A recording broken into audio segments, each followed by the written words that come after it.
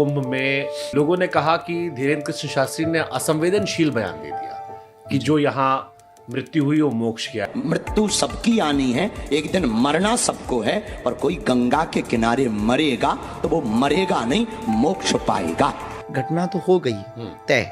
अब आप ये तो कह नहीं सकते कि मर गए तो अब ठीक मर गए। अब उनको सात्वना देने के लिए, डांडस देने के लिए हम क्या कह सकते हैं? शायद अगर ये महाकुंभ सेना के हाथ में दे दिया जाता तो इस घटना के कलंक से बचा जा सकता। पर तंज कस रहे थे कि अगर ऐसे मोक्ष मिलना धीरेन्द्र शास्त्री जी को हम धक्का दे दें। हाँ बिल्कुल, हमने वो सुना। आप भाजपा सरकार के प्रचारक के तौर पर काम करने लगे। साधु किसी एक का कैसे हो सकता? आपने जब ये कह दिया कि जो नहीं आएगा वो देशद्रोही है, तब हर व्यक्ति को आना चाहिए, जो नहीं आएगा वो देशद्रोही कहलाएगा। लोग कह रहे हैं कि मान लीजिए कोई जैसे कोई आदमी सियाचिन में नौकरी कर रहा हो या बॉर्डर पे हो, या मेरे ऐसा पत्रकार जो दिल्ली इलेक्शन कवर कर रहा था, अब आपने हम लोग को देशद्रोही बना दिया। यही सबसे बड़ी इस देश की दिक्कत। शंकराचार्य जी हैं, अभी मुक्तेश्वरानंद जी, वो आपसे बहुत प्यार करते हैं। उनका बहुत आशीर्वाद है, उनकी बहुत कृपा है, वो बनी रहनी चाहिए। हाँ, कुंभ में भी उन्होंने कहा कि अगर आपको भविष्य दिख जाता है तो काहे नहीं कुंभ की घटना के बारे में आपने सबको सूचित कर दिया। ऐसा कभी नहीं कहा। ट्रेन दुर्घटना पे आपने कह दिया था एक बार कि हमको ये दुर्घटनाएं दिख जाती हैं। उड़ीसा में जो बालासोर का ट्रेन का कांड हुआ, बड़ी घटना, भारत के बारे में संकेत दे पाती है। यस, को पहले से ऐसी घटनाओं का अंदेशा होता है जी, राष्ट्र हितैषी संकेतों का अनुभव होता है। धीरेन्द्र कृष्ण शास्त्री क्यों नहीं था कोरोना कैसे आ गया, या विराट कोहली की फॉर्म कब वापस आई? वर्ल्ड कप जो हारे बाबा ने क्यों नहीं बताया कि हार रहे, हमारे सट्टे में रुपये चले गए।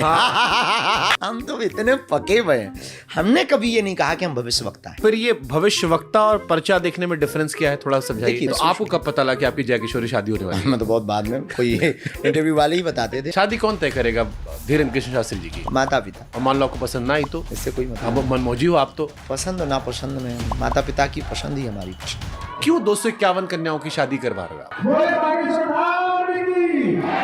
हिंदुओं के चढ़ावा से हिंदुओं की बेटियों का घर बसाया जाने लगा। हम इस देश में एक नई लकीर खींचना चाहते हैं। हम इस देश में ना तो हमें सीएम बनना है, ना एमपी बनना है, ना एमएलए बनना है। कभी पॉलिटिक्स में जाओगे?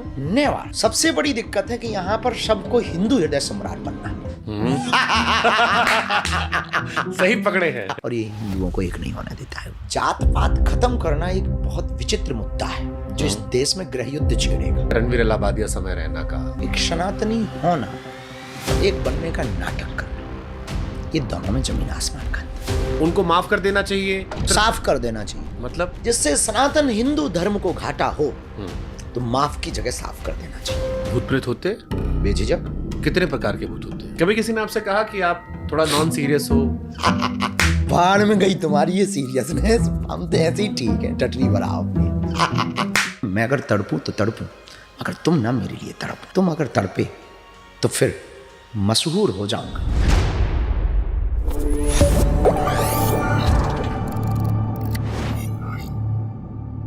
होए सोई जो राम रच राखा। अब ये राम जी की तो कृपा है कि एक त्रिपाल में बैठे भगवान की जगह आज भव्य राम मंदिर बना है, और जिस जगह पर हम बैठे हैं यहां पर कभी पीपल के पेड़ के नीचे बैठकर एक व्यक्ति लोगों से मिलता था, लेकिन आज यहां पर जनसमूह इकट्ठा है। ये राम जी की तो कृपा है कि अवधवासी शुभांकर फिलहाल धीरेन्द्र कृष्ण शास्त्री जी के साथ एक कमरे में बैठकर इंटरव्यू ले रहा है। बहुत बहुत धन्यवाद आपको। आप बालाजी के, हम राम जी के। जी, दोनों का पुराना ही नाता है और हमेशा का पुराना नाता है। बड़ा गजब लगा मुझे जब मैं आपके लोगों से मिल रहा था, क्योंकि जिस इलाके में हम यहाँ पर हैं, मुझे सबसे खुशी इस बात की हुई कि अक्सर लोग जब अपना अंपायर बड़ा करते हैं तो वो उस जगह जाते हैं जहाँ भीड़ होती है। आप प्रभु की लीला में रहे कहे लोग अपने आप आ जाएंगे। हमारी जिंदगी में लोगों को बुलाना हमारा उद्देश्य नहीं है, ना हमारे गुरु का उद्देश्य था। वो तो फक्कर थे, हमारे दादा गुरु जी फक्कर थे, बड़े अवधूत थे, बड़े सिद्ध कोटि के महात्मा थे। तो हमारे गुरु ने हमें ये सिखाया है कि हमें जो भी करना है, जैसे भी करना है, अपनी मस्ती में करना है। हमारी मस्ती जिंदा रहनी चाहिए। आदमी तभी जिंदा है जिसकी मस्ती जिंदा है। और हमें ये जो बहुत ज़्यादा ज़रूरी नहीं कि लोग हमें देखें, ये बहुत ज़्यादा ज़रूरी है कि हम जिस आराध्य के प्रति समर्पित हैं वो हमें देखता रहे और हम उसके दर्शन करते रहे। लेकिन यात्रा हमको बड़ी खूबसूरत लगी, क्योंकि यहाँ जब हम घूमे तो किसी ने कहा कि ये वाला पीपल पेड़ है, कभी यहाँ बैठते थे, फिर हमने ये बनाया, फिर ये छोटा पड़ गया, फिर ये बनाया, ये छोटा पड़ गया, ये बनाया, ये भी छोटा पड़ गया, फिर हम देखे आगे और काम चल रहा है। अन्नपूर्णा जी को लेकर ये कहा गया कि पहले यहाँ खिलाते थे, हाँ। फिर ये छोटा पड़ा, फिर यहाँ लगा, ये छोटा 3 पड़ गया। जगह बन गई। 3 अन्नपूर्णा बनी, 3 दरबार हॉल बने। अब ग्राउंड में खुले मैदान में दरबार लगता है। अन्नपूर्णा जी चूंकि वहाँ अभी एक 100 बाई 300 का टीन सेट है, उसमें चल पा रही। तो ये आशीर्वाद तो रहा आप पे। गुरु कृपा है, इस जगह का ऐसा प्रभाव है जहाँ हम बैठे हैं, इसका बहुत अद्भुत प्रभाव है। यहाँ एक तो ये इनलाइटेड एरिया है, दूसरी सबसे बड़ी आत्म साक्षात्कार गुरु जी को यही हुआ। दूसरा 1.25 करोड़ हनुमान चालीसा का पाठ हमारे सन्यासी बाबा ने 84 वर्ष की आयु में किया, 84 साल तक करते रहे, 1.25 करोड़ का पाठ का संकल्प पूर्ण किया यहीं पर। तीसरा दादा गुरु जी ने यज्ञ बहुत की। तो ये जो भूमि है, चूंकि बुंदेलखंड ही हमारा बहुत अद्भुत है। यहाँ बगल में कालपी है, कालपी में वेदव्यास जी का जन्म हुआ। यहाँ राजापुर है, यहाँ तुलसीदास जी का जन्म हुआ। रानी लक्ष्मीबाई जी हमारे यहाँ बगल में ही। बगल का एक जिला आचार्य रजनीश ओशो, महर्षि महेश योगी, जबलपुर के मग्गा बाबा, खजुराहो के कंदरिया महादेव, वहाँ के झाड़ू वाले बाबा, बागेश्वर धाम के सन्यासी बाबा, दादा गुरुजी, जटाशंकर वाले। बगल में दतिया है, दतिया के स्वामी जी महाराज का चमत्कार तो देशव्यापी है, विश्वव्यापी है। तो ये जो पूरा एरिया है बुंदेलखंड का, ये उर्वरा भूमि है, ये संतों की भूमि है। और यहीं के वो बुंदेलखंड भूमि है जहाँ सन्यासी बाबा भय, दादा गुरुजी भय, यही वो भूमि है जहाँ से मलुकपीठ परम पूज्य श्री राजन दास जी महाराज, यही वो भूमि है जहाँ से परम रसकाचार्य के रूप में जिन्हें जाना जाता गोरीलाल कुंज वाले श्री किशोर दास जी महाराज जी। तो ये जो पूरा एरिया है ना, ये संतों का एरिया है। तो यहाँ ऐसी कोई लीला अगर हो रही है तो हमें नहीं लगता कि इसमें किसी व्यक्ति का व्यक्तित्व है। सच ये है कि यहाँ परमात्मा की ही ऐसी कृपा है, गुरु के तप बल का ही ये व्यक्तित्व। हमसे कोई कहा कि सारे सरकार मध्य प्रदेश में क्यों है? ना यूपी में है, ना महाराष्ट्र में है, ना बिहार में, सारे सरकार मध्य प्रदेश में है। हाँ, ये बहुत अनूठा है। उसके पीछे कारण भी है, क्योंकि ये उर्वरा भूमि है तो सरकारें तो यही होंगी। मध्य प्रदेश का भारत के लिए बहुत बड़ा योगदान रहा। चमक उठी थी सन 57, वह तलवार पुरानी थी, बुंदेले हर बोलों के मोय, हमने सुनी कहानी थी, खूब लड़ी मर्दानी, वो तो झांसी वाली रानी। हम लोग साधनों से हीन हैं पर साधना से संपन्न हैं, इसलिए यहाँ ज्यादा सरकारें।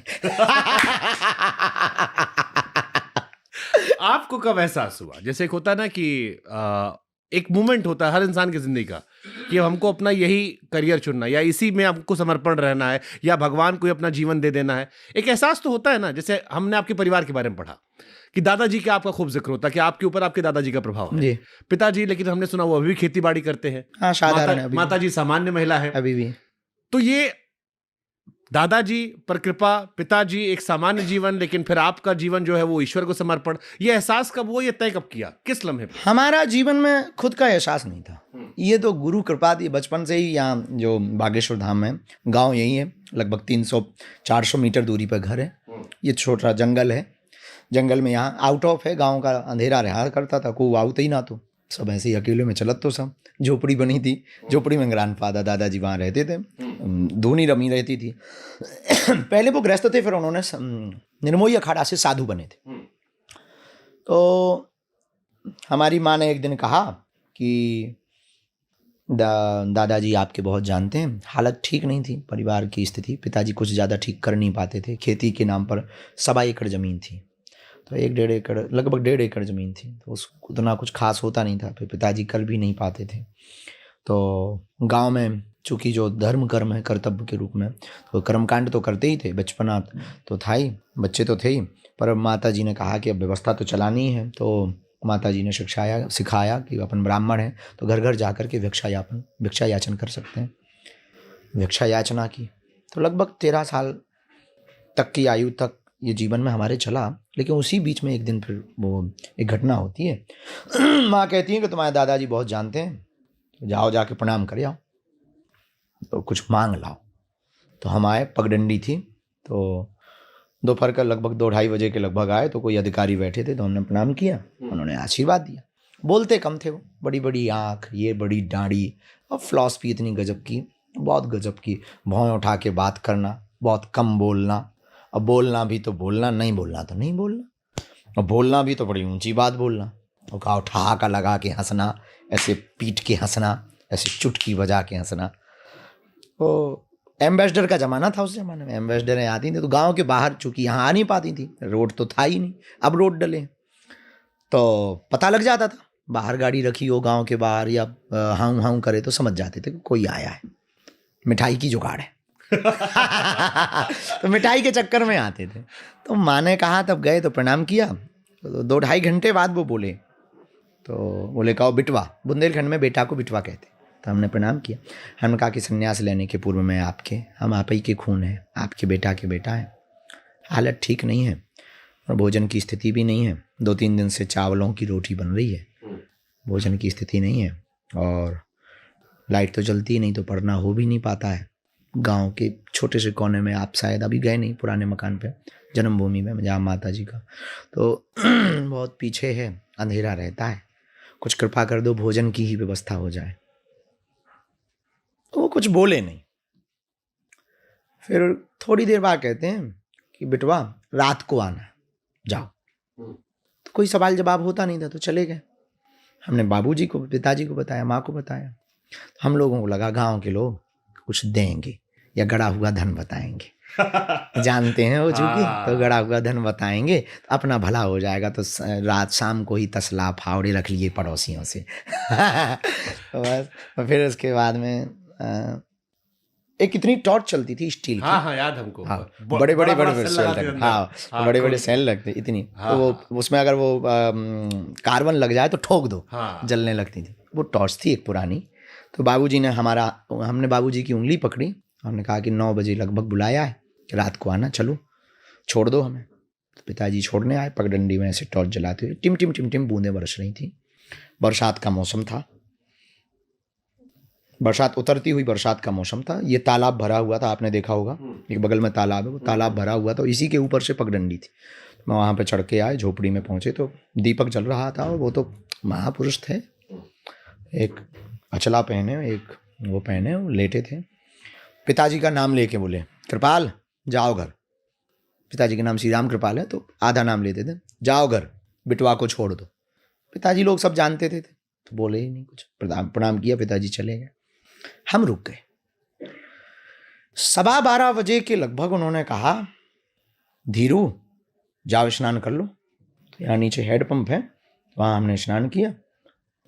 ठंडी लगने लगी हल्की हल्की, तो फटी हुई एक तौलिया थी हमारे पास में, वो हमने पहन ली और ऐसी बाल्टी ली पानी भर के, पानी ऊपर चला जाएगा। तो ऊपर जाके पानी रखा। 12:15 पौने 1 बजे के लगभग उन्होंने हमारी यहाँ पे पकड़ा, हमें आज भी याद है, यहाँ पकड़ा। वो ले गए वहाँ मंदिर के पास। उनका जिंदगी में बैलेंस इतना अद्भुत था कि वो पैर के अंगूठे के बल खड़े हो जाते थे। ये बैलेंस था जिंदगी में। वो ऐसे एक पैर यहाँ लगाया और ऐसे खड़े हुए। जो उन्होंने पढ़ा, हम तो बच्चे थे, रात्रि का समय था, अंधेरा था, मेढक बोल रहे थे, बरसात का मौसम, किच किच किच किच सब जगह हो रहा था। उतने भी खूब कीचड़ी मच हो। तो मंदिर बालाजी का जहाँ है, छोटी सी मंदिरिया थी बालाजी की, छोटी सी, वहाँ खड़े हुए। उसी रात हमारे साथ वो घटना हुई। एक छोटा सा कुछ मूवमेंट हुआ, हमें तो होश नहीं रहा, हम डर गए, बच्चे थे। तो ऐसे उन्होंने थपकी मारी, बोले कह दे तुम हमारे और हम तुम्हारे। तो हमने भी आवेश में कह दिया कि तुम हमारे और हम तुम्हारे। बस पर सामान्य रहा, कुछ खास नहीं रहा हमारी जिंदगी में। इतनी हुई, सुबह हो गई, 8:30-9 बजे घर वापस गए। माँ ने पूछा, मैं कहा कुछ नहीं हुआ, लाइट जली थी बस, वही बता दिया। फिर धीरे धीरे आभास होने लगा। तो वो हमने दादाजी को बताया कि हम बड़े परेशान हैं, ऐसा ऐसा आभास होता है कि अब ये मास्टर आएगा, ये मैथ की पुस्तक मंगाएगा, अमुक आदमी से मंगाएगा। और वो वैसे ही मंगाता था। तो यार ये तो अपन को पता था। तो फिर वो मुस्कुराए, लेकिन फिर वो ज़्यादा दिन शरीर नहीं रहा गुरु जी का। लगभग 1.5-2 साल ही हम सेवा कर पाए, कुछ चीज़ें बजाएं। 2010 में उनका फिर शरीर शांत हो गया और हमारी ज़िंदगी में उसके बाद फिर मोड़ हो गया। उन्होंने कहा कि तुम यहाँ रहना और अपने वंश में एक ना एक यहाँ सेवा करते। ये हमारी वंशानुगत यहाँ सेवा करते हैं। दादाजी भी करते रहे, उनके भी दादाजी करते रहे, और एक पीढ़ी छोड़ के ही करते रहे। ये भी रहा, तो एक पीढ़ी छोड़ के ही करते रहे, इसीलिए भी आने की, इसीलिए। हाँ, तो पिताजी नहीं कर पाए, चाचा ताऊ में कोई बैठ नहीं पाया, 1-2 लोग आए हैं तो वो टिक नहीं पाए। यहाँ टिकना भी बहुत कठिन था, ऐसी एनर्जी है तो वो टिकना। अब जो भी हो भगवान जाने। फिर हम अपनी ज़िंदगी में, तो आप दादाजी के ज़्यादा करीब रहे हमारी ज़िंदगी में सबसे ज़्यादा। आखिरी के लम्हों में, आखिरी के लम्हे वो हमें आज भी अटैच करते। जब मणिकर्णिका घाट पे उन्होंने शरीर छोड़ा, अच्छा वो इतने ऊंचे थे कि हम काशी जाएंगे, ले जाना तुम, तो सब लोग चाचा ताऊ लोगों ने कार की, मार्शल जीप चलती थी उस ज़माने में, 2010 की ज़माने। अब उतना तो इतना समृद्ध नहीं था हमारा क्षेत्र, तो मार्शल कार की शायद 12,000 15,000 रुपया में बुक की, ले गए। 12 दिन तक वेट किया पितृपक्ष का दादाजी ने, और पितृपक्ष की परिवार को मणिकर्णिका घाट पर शरीर छोड़ा। तो वहाँ वो काशी का घूमना, वो उनके तलवे को मलना, वो प्रणाम करके वापस आना, वो यहाँ सेवा करना। अब वो उनकी एक एक तार्किक, हमारी ज़िंदगी में हमने पढ़ा थोड़ी, इतना पढ़ा है ऐसा नहीं है, बहुत उल्लू भी नहीं है, पढ़ते हैं हम, दार्शनिकों को भी जीवन पढ़ते हैं। से सीखा। हाँ, लेकिन हमने जीवन जीना प्रैक्टिकल उनसे सीखा है, बहुत प्रैक्टिकल सिखाते थे। कुछ काम ही नहीं रहता था, वो प्रैक्टिकली करवाते थे। और ज़िंदगी उन्होंने हमको ना आस्तिक बनाया ना नास्तिक बनाया, हमको वास्तविक बनाया। प्रैक्टिकल लाइफ उनका ज़्यादा फोकस रहता। तो बोले तुम जो हो, आदमी वो परेशान है जो है नहीं, वो दिखने का नौटंकी करे। बोले बेटवा वो व्यक्ति बहुत परेशान रहता है, और जो है वो बने रहो। ये जरूरी नहीं है कि लोगों को क्या प्रभाव पड़ रहा, ये जरूरी होना चाहिए कि तुम्हारे ऊपर क्या प्रभाव पड़ रहा। मणिकर्णिका घाट का आपने जिक्र कर दिया तो मेरे मन में सवाल आ गया। आप वहां गए अपने दादा गुरु को लेके, मणिकर्णिका घाट पे मन में क्या चलता है? क्योंकि जीवन का सत्य वही है। कई बार जैसे मैं अपने बूढ़े होते माँ बाप को लेके सोचता हूँ, आपने वो जिया है दादाजी को लेके वो लम्हा। जिंदगी में देखिए, हम एक ऐसी जिंदगी जी रहे हैं कि हमारी जिंदगी में बहुत कुछ खास ठीक चलता नहीं। हमारी जिंदगी इतनी क्या कह दें आपको, मनमौजी है कि कुछ खास फर्क नहीं पड़ता। लेकिन हम गए तो वहाँ यही चलता है कि आप कितना भी दौड़ लो, भाग लो, अंतिम मंजिल यही है। और ये राख पड़ गई साहब, यही तुम्हारी पड़ जानी है। कहाँ तो यहाँ कितने राजा मिल गए मिट्टी में, कितनी प्रजा मिट्टी में मिल गई, कितने यूट्यूबर यहाँ चले गए, और कितने ब्रॉडकास्ट वाले चले गए होंगे, और कितने यहाँ बाबा चले गए होंगे, कोई नहीं बचा। रियलिटी तो यही है। तब हमें समझ में आया कि ज़िंदगी राख है, ज़िंदगी भस्म है, ज़िंदगी भस्मीभूत है, ज़िंदगी सौ भी है तो ज़िंदगी शिव भी है। ज़िंदगी जो है, जो जी रहे हैं, बस इसी में मस्ती आ जाए, यही ज़िंदगी है, बाकी ज़बरदस्ती ज़िंदगी। कभी किसी ने आपसे कहा कि आप थोड़ा नॉन सीरियस हो, या जैसा आप जैसा आपने कहा कि बाबा जी आंख कर उठाते थे, चुटकी बजा दी, मजे लेके ताली पीट दी हमने अपने मन मौज में। कभी किसी ने कहा कि यार तुम पे सब शोभा नहीं देता, थोड़ा सीरियस हो जाओ? बाबा बहुत लोगों ने बोला, बाबा को तो ऐसे लोग देखते हैं। हाँ, बहुत लोगों ने बोला। एक तो बीच में हमारे शिष्य थे, वो तो ऊपर सिंहासन रखा, हम आपको दिखाएंगे। तो एक सिंहासन लाए, तो 2 शेर बने हुए हैं, सिंहासन है, तो वो लाए। बोले अब आपको बहुत लाखों लोग पहचानते हैं, ये वो विदेशी आते हैं, फॉरेनर्स आते हैं, थोड़ा दिखना चाहिए। हमने कहा ठीक है, हम दिख देंगे। 2 लड़के तैयार किए गए, चमर मंगाई गई, अब वो जलने लगे, हम बढ़िया बैठे हैं, हम बैठे हैं। हमारे ये दर्द करने लगा जबड़ा, तो हमने कहा बाढ़ में गई तुम्हारी ये सीरियसनेस, हम तो ऐसे ही ठीक है, टटरी बढ़ाओ अपनी। ये ठठरी बढ़ाना क्या होता है? ये बहुत चलता है इंस्टाग्राम पे, लड़के लोग लिखते रहते हैं। ये ना पूछो तो ठीक है। बुंदेलखंड का बहुत भावनात्मक शब्द है, कोई गाली वाली नहीं। मतलब कुछ वो तो हमारी आदत में पड़ गया है। क्या मतलब क्या होता है? कुछ नहीं, माताएं कभी कभी जब बच्चे पे नाराज होती हैं तो ठठरी बोल देती हैं, ना कटा ठठरी, ठठेरी होती है कुछ। ठीक है, मतलब कूट के सही कर जाओ, ऐसा कुछ? नहीं वो बता देंगे, मामला गड़बड़ होगा। अच्छा, एक सवाल और आता है। जैसे आपने कहा कि आपके गुरुजी ने जब आपको आशीर्वाद दिया उस रात, तो उसके बाद आपको एहसास होने लगा, अनुभव, फिर अनुभव होने लगा। अनुभव बस।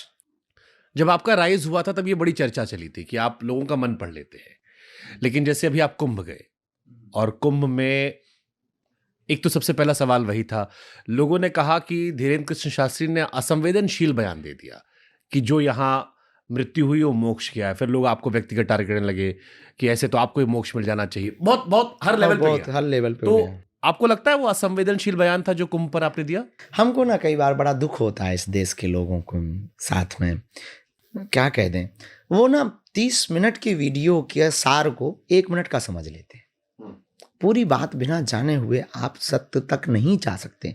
और जिन्होंने भी ये तथ्य बोला है, ये तो था ना कि यहाँ गए हैं तो मोक्ष मिल जाएगा, ये तो बोला हुआ तर्क है। हाँ। लेकिन उसके आगे पीछे क्या है, किस संदर्भ में बोला, ये तो क्या कह रहे थे आप? हम पूरा कार्यक्रम श्रद्धांजलि समारोह था, उन्हीं के निमित्त में था। और ठीक बातों में ये चल रहा था, बहुत स्पष्ट मत के साथ में, कि जो घटना हुई है हृदय विदारक है, दुखद है, इस पे जांच होनी चाहिए। उसकी और भी रील्स हैं, शायद लोगों ने वायरल भी की हैं, कि इसमें हमें भरोसा है कि जिस दिन ये तथ्य निकल के आएगा, बहुत से लोगों का हाथ भी दिखाई देगा और लापरवाहियां भी दिखाई देगी। वो भी है उसमें। इन बातों को बोलते बोलते अब घटना तो हुई है पर असमय हुई है, तो दुख बहुत है। असमय हुई है, किसी मृत्यु तो सबकी तय है, हमारी हो या किसी की भी हो, मरना तो एक दिन है ही है। हाँ, पर लेकिन ऐसे उस जगह तरह पे से- जाना, हाँ। इस जगह पे आना, आए थे वहां पर कुछ और के लिए, उत्सव में, महाकुंभ में डुबकी लगाने, और ये हृदय विदारक घटना होना, ये तो दुखद है। लेकिन अब किसी को आप जैसे, अब जो घटना तो हो गई है, तय है, अब आप ये तो कह नहीं सकते कि मर गए तो अब ठीक मर गए, ऐसा तो नहीं कह सकते ना कि ठीक मर गए। नहीं, ये तो नहीं कह सकते कि ठीक मर गए। तो अब उनको सातावना देने के लिए, डांडस देने के लिए हम क्या कह सकते हैं कि भैया शरीर तो शांत हो गया, दुखद तो है ही है, अब लेकिन क्या कह दें। तब वो बात फिर हमने अपनी अब रखी। जैसे लोग वहां स्नान करने गए थे, पुण्य कमाने गए थे, लेकिन शमशान पहुंच गए। लोग ये तो हृदय लोग विदारक कहें कि है। जिसके घर वाले गए होंगे उसको एहसास हुआ होगा।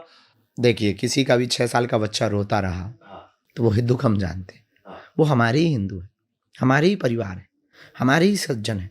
हम इतने गिरे हुए तो नहीं हो सकते, हमारी विचारधारा या हमारे विवेक की बुद्धि इतनी सूक्ष्म, इतनी संकुचित नहीं हो सकती है कि किसी मरने वाले व्यक्ति पर हम ये तर्क दे दें कि नहीं नहीं ठीक है, मोक्ष हो गया। क्योंकि मरने वाले परिवार की जिंदगी में जो भी रहते हैं वहां पर ज्ञान की शून्यता हो जाती, सही बात है, ज्ञान की शून्यता हो जाती है। आप कितने भी तथ्य या तर्क दें, हाँ, उन्हें क्या समझ में, उन्हें उससे कोई परिजन खो मतलब। दिया अपना। अब हम किसी गरीब को कहें कि पैसा सब कुछ नहीं होता है, तो वो कहेगा महाराज हमें पहले दे दो फिर बताएंगे हम। तो ये वहां तो ज्ञान की शून्यता हो जाती है, इतना तो हम भी समझते हैं, लेकिन समझाने के लिए आपको कुछ तो कहना पड़ेगा। तो हमारे अर्थ का अनर्थ कर दिया लोगों ने। इस बात का हमें बहुत कष्ट है, इस बात का हमें दुख है कि आपने जो बोला ठीक बोला है। आपने जो हमारे किसी ने कहा कि हम आपको मोक्ष दिला देंगे, वो सब अपनी अपनी बातें, उनकी जगह ठीक है, जिनकी जैसी श्रद्धा होगी वो अपने अपने हिसाब से वो ठीक कह रहे हैं। क्योंकि उस लोग बात आप पर तंज कस रहे थे कि अगर ऐसे मोक्ष मिलना, धीरेन्द्र शास्त्री जी को हम धक्का दे देंगे। हाँ बिल्कुल, हमने वो सुना, बहुत सारे लोगों ने लिखा है। बहुत लोग बहुत वो सुना है। तो उनका अपनी जगह कहना ठीक है, चूंकि वो समझ नहीं पाए, हमारे तत्व को समझ, अर्थ का अनर्थ निकाल दिया, इसलिए उनके शब्द मुंह से ऐसा निकल रहा है। हमारा किंचित मात्र भी ऐसा उद्देश्य नहीं था कि हम उनको ये कहें कि भैया जो मरे हैं वो मोक्ष भया है। मोक्ष तो होता है कर्मों से, मोक्ष होता है प्रभु की स्वीकारोक्ति से, मोक्ष होता है भगवान के प्रति सरेंडर होने से। लेकिन अब जब घटना घट गई, आगे कोई बड़ी भयावह ना हो जाए, भीड़ भरी पड़ी है, लाखों लोग हैं और माहौल बिगड़ने ना, तो उसके लिए क्या कह सकते हैं, क्या कह सकते? मैं इसको एक और इसमें कोट करता हूं, एक शंकराचार्य, उन्होंने कहा कि आप भाजपा सरकार के प्रचारक के तौर पर काम करने लगे वहां पर, कि सरकार पर सवाल कवर करने के लिए आपने वो लाइन बोल दी। नहीं नहीं नहीं, ये तो उन्होंने पता नहीं उन्होंने क्यों इस बात को बोला है। हम किसी एक के प्रचारक कैसे हो सकते हैं? साधु, गंगा किसी एक की कैसी हो सकती? सूर्य किसी एक का कैसे हो सकता? चंद्रमा किसी एक का कैसे हो सकता? राम मंदिर किसी एक का कैसे हो सकता? उसी प्रकार साधु किसी एक का कैसे हो सकता? और साधु परंपरा का निर्वहन करने वाला या साधु का सेवक किसी एक का हो जाए तो वो साधु कैसे हो सकता? और हम क्यों प्रचार करेंगे, क्यों करेंगे? हमें उससे फायदा क्या है? जो सत्य है हमने उस बात को रखा। हाँ, सरकार ने अपने इंतजाम ठीक किए पर लापरवाही तो हुई, उस बात पर भी हमने तर्क रखा कि भूल तो हुई है। और इतना ही नहीं, ऑन कैमरा के साथ साथ ऑफ कैमरा में हम संतों के साथ बैठ करके वहां के जो प्रशासनिक अधिकारी थे उनसे भी चर्चा कर रहे हैं कि बहुत भूल हुई, बहुत गलती हुई। जब आपके पास सीसीटीवी इतने कैमरा हैं, जब आपके पास इतने लोग हैं, तो आपको पता नहीं था कि इस जोन में इतनी भीड़ हो रही है और आपको वहां पर तत्क्षण कार्रवाई करनी चाहिए, तुरंत कोई ऑप्शन करना चाहिए। हमने यहां तक बोला, आप सुन करके चौंकेंगे कि पीछे दिनों में परम पूज्य श्री हमारे बहुत ही प्रिय संतोष दास जी महाराज जी का जगत गुरु का पट्टाभिषेक था, उसमें हम गए थे, बाबा जी भी आए थे, माननीय मुख्यमंत्री में। वहां हमने ये बोला कि शायद अगर ये महाकुंभ सेना के हाथ में दे दिया जाता तो इस घटना के कलंक से बचा जा सकता था। कलंक रहा है वो, निश्चित रूप से। अब देखिए, घटना तो हुई है और घटना हुई है तो थोड़ा सा धब्बा तो लगा ही है, इसमें तो कोई संदेह ही नहीं है। अब ये लापरवाही किसकी है? ये तो जांच आयोग बैठा गठित है, तो अब लापरवाही सामने आएगी। पर सबने अपनी अपनी, कौन चाहता, कौन सरकार ऐसा चाहती कि हमारे रहते हुए ऐसी घटना हो? पर 12 में भी हुई, 13 में भी हुई, 1954 की 3 फरवरी को भी हुई। घटनाएं तो हुई हैं, तो एक निश्चित रूप से ये भी दुखद तो हुआ ही है। अब वो किसके प्रति, किसके खाते में जाएगा, ये जनता का निर्णय है, ना कि हमारा। पर ये आप आरोप नहीं थोप सकते कि हम किसी के प्रचारक हैं। हम एक विचारक हैं, प्रचारक नहीं है। इसमें एक एलिगेशन आप पर मारा जो रहा था कि 140 साल वाला जो थ्योरी थी, 140 साल बाद कुंभ हो रहा है, ये गलत फैलाया गया था। ये नहीं है, ये हर बार फैला दिया जाता है कि देखिए 140 साल बाद। फिर आपने स्टेटमेंट एक दे दिया था कि जो कुंभ नहीं आएगा वो पापी देशद्रोही है। वो देशद्रोही नहीं है। नहीं, को पापी नहीं, हमने देशद्रोही कहा था। हाँ। हमें अपना स्टेटमेंट याद कि है। जो कुंभ नहीं आएगा वो देशद्रोही है। अब इस पे भी लोग कहे कि आप लोगों ने ही भीड़ को मजबूर कर दिया था कि लोग वहां सब जाएं। देखिए हमने लेकिन ये तो कहा कि आप महाकुंभ आए, पर हम ये नहीं कह रहे थे कि आप एक ही दिन में पहुंचे। ये तो नहीं कह सकते ना। ये भी तो नहीं हम कह रहे हैं कि आप संयम ना लेकिन बरतें। मौनी अवस्था बड़ा दिन होता है। हाँ, बड़ा दिन हर होता है। आदमी सोचता है कि वही नहा ले, वही सारा पुण्य है। 5 पर्वों में उत्सव था। सब लगभग 45 दिन ये उत्सव चलना था। बहुत बड़ा उत्सव था। हिंदुओं के लिए सौभाग्य का विषय है, सनातनियों के लिए सौभाग्य का पर्व है, इसमें किंचित मात्र संदेह नहीं। सबसे बड़ा पर्व भी है और बड़े बड़े अमलात्मा बिमलात्मा महात्माओं के हम एक जगह दर्शन कर सकते हैं जिन तक पहुंचना बहुत कठिन है। अलग अलग जाने में पूरी जिंदगी निकल जाएगी। एक ही जगह उन सब महापुरुषों के दर्शन, उस हमारी सनातन संस्कृति, प्राचीन विधा, 13 अखाड़े, 13 भाई त्यागियों के अखाड़े, संतों के मठ, उनकी परंपरा, उनकी उदारता, इसको देखने के लिए जागते हुए भारत, उगते हुए सूर्य की तरह भारत अभी फिर से एक नई उड़ान पर है। इस देश में जो हिंदुत्व और हिंदू सनातन के प्रति उंगली उठाने वाले, उनके लिए सबसे सुनहरा गोल्डन टाइम है कि हमारी युवाओं को देखना चाहिए। बिल्कुल, मतलब मैं आपकी इस तो बात हमने इस बात से के लिए आकर्षित नहीं किया है। आपने जब ये कह दिया कि जो नहीं आएगा वो देशद्रोही है, तब लोग देखिए, कह रहे हैं कि जिन्हें- मान लीजिए कोई जैसे कोई आदमी सियाचिन में नौकरी कर रहा हो या बॉर्डर पे हो, या मेरे जैसा पत्रकार जो दिल्ली इलेक्शन कवर कर रहा था, अब आपने हम लोग को देशद्रोही बना शुभांकर दिया। भैया, यही सबसे बड़ी इस देश की दिक्कत है। तथ्य कब हमने ये बोला? किसी ने ये तर्क दिया, कमेंटमेंट किया है कि जो कुंभ में जा रहे हैं वो पापी है। तो ये पूछा जाता है हमसे क्वेश्चन। हमने कहा जो कुंभ में जा रहे हैं तो भगवान की बड़ी कृपा है कि पापी है, पर वो ये प्रमाण दे दें कि वो पापी नहीं है। और जो नहीं आ रहे हैं, जिन्हें गंगा से प्यार नहीं, गंगा तो सबकी है, सही बात है। जीवनदायिनी, तो जो जिन्हें गंगा से प्यार नहीं, जिन्हें जीवनदायिनी नदियों से प्यार नहीं, जिन्हें प्रकृति, भले ही तुम्हें सनातन से नफरत हो, पर गंगा से तो प्यार होना चाहिए, सहमत है। क्योंकि इस देश की जीवनदायिनी नदी है। बात है। इस देश की जीवनदायिनी नदी नर्मदा है, सरस्वती है, और तुम्हें त्रिवेणी से प्यार नहीं है, तुम्हें गंगा से प्यार नहीं है, तो निश्चित रूप से तुम देशद्रोही हो। तो आपने ये नहीं कहा था, आप ये कह रहे हो। अरे हमने ये कहा है कि भैया आपको अगर संगम से प्यार नहीं है, महाकुंभ से अगर प्यार नहीं है, तो आप देशद्रोही हो, उसमें क्या संदेह? क्योंकि मैसेज ये गया कि आपने कहा जो नहीं स्नान करने आएगा वो देशद्रोही है। बेझिझक, ये भी कोई गलत नहीं बोला है। हाँ, लेकिन जो आदमी मान लीजिए कोई नौकरी में फंसा हो, बीमार हो, तो फिर ये वगैरह संयम का स्नान भी कर सकता है। ये तर्क अगर आप उस वक्त भी पूछते तो हम कहते, अच्छा आप कहते महाराज लो हम नहीं आ पाएंगे, हम व्यस्त हैं। ऐसे लाखों लोग हैं जो नहीं गए, करोड़ों हैं जो जाना जो चाहते हैं जाना लेकिन चाह नहीं रहे जा पाए। नहीं जा पाए। परिस्थिति है, मजबूरी है, हाँ। काम है, नहीं जा पाए। तबीयत खराब हो किसी की, लेकिन नौकरी जरूरी होगी नहीं है किसी कि तन पहुंचे, मन भी कई लोगों के पहुंचे, हाँ, मन भी तो पहुंचे, पर वो विस्तार से पूछा किसने? वो विस्तार से पूछा किसने? हाँ, तो जो जाना जो किस- मन से भी स्नान कर गए, या वो जिनके भी तो परिवार सुनो। के लोग गए और एक लोग अब एक पहुंच गया, नहीं जा हाँ, सकते, या एक डब वहां से जल, गंगा जल ले आए और घर पे छिड़क लिया, तो उनको भी तो पुण्य मिलेगा ना महाराज जी। तो संयम का भी संगम स्नान तो है, संयम का भी तो स्नान कर सकते हैं, संयमित जीवन का भी तो संगम जी सकते हैं। हाँ, यहाँ हम ये भी आपके- तो एक स्नान है। यहाँ हम आपके साथ सहमत हैं। हाँ, तो हमने केवल एक क्वेश्चन आंसर चल रहा था पत्रकार से, और वो कहता है कि ऐसे ऐसे लोग कमेंट कर रहे हैं, आप क्या कहना हाँ, चाहें? लेकिन आप मौज मौज में कहे तो फिर उसका बहुत बड़ा बड़ा हेडलाइन बनता है। हाँ, ये तो है। खैर, अब किसी को एक सवाल कष्ट हमारे मन में पहुंचाया और तो हम आता है सुधारेंगे। कि जब कुंभ की शुरुआत हुई तो इतने सारे अखाड़े थे, इतने सारे साधु महात्मा थे, आपने सही वर्णन भी किया, इतना बड़ा संयोग था, लेकिन चर्चा जब होनी शुरू हुई तो कोई IITian बाबा, कोई मॉडल वाली साध्वी, आपको लगता है कि ये भी एक गलत ट्रेंड है कि उसको लोगों ने शुरू में इवेंट बना दिया था कि ये IITian बाबा कोई नशेड़ी करके आ गया, या कोई आंखों में लेंस लगा के आई तो उनको साध्वी कह दिया गया, और कई सारी हीरोइन भी आई जिनसे एक दो आपसे भी पंगा हुआ। भगवान की कृपा है। हम ये ट्रेंड सही है?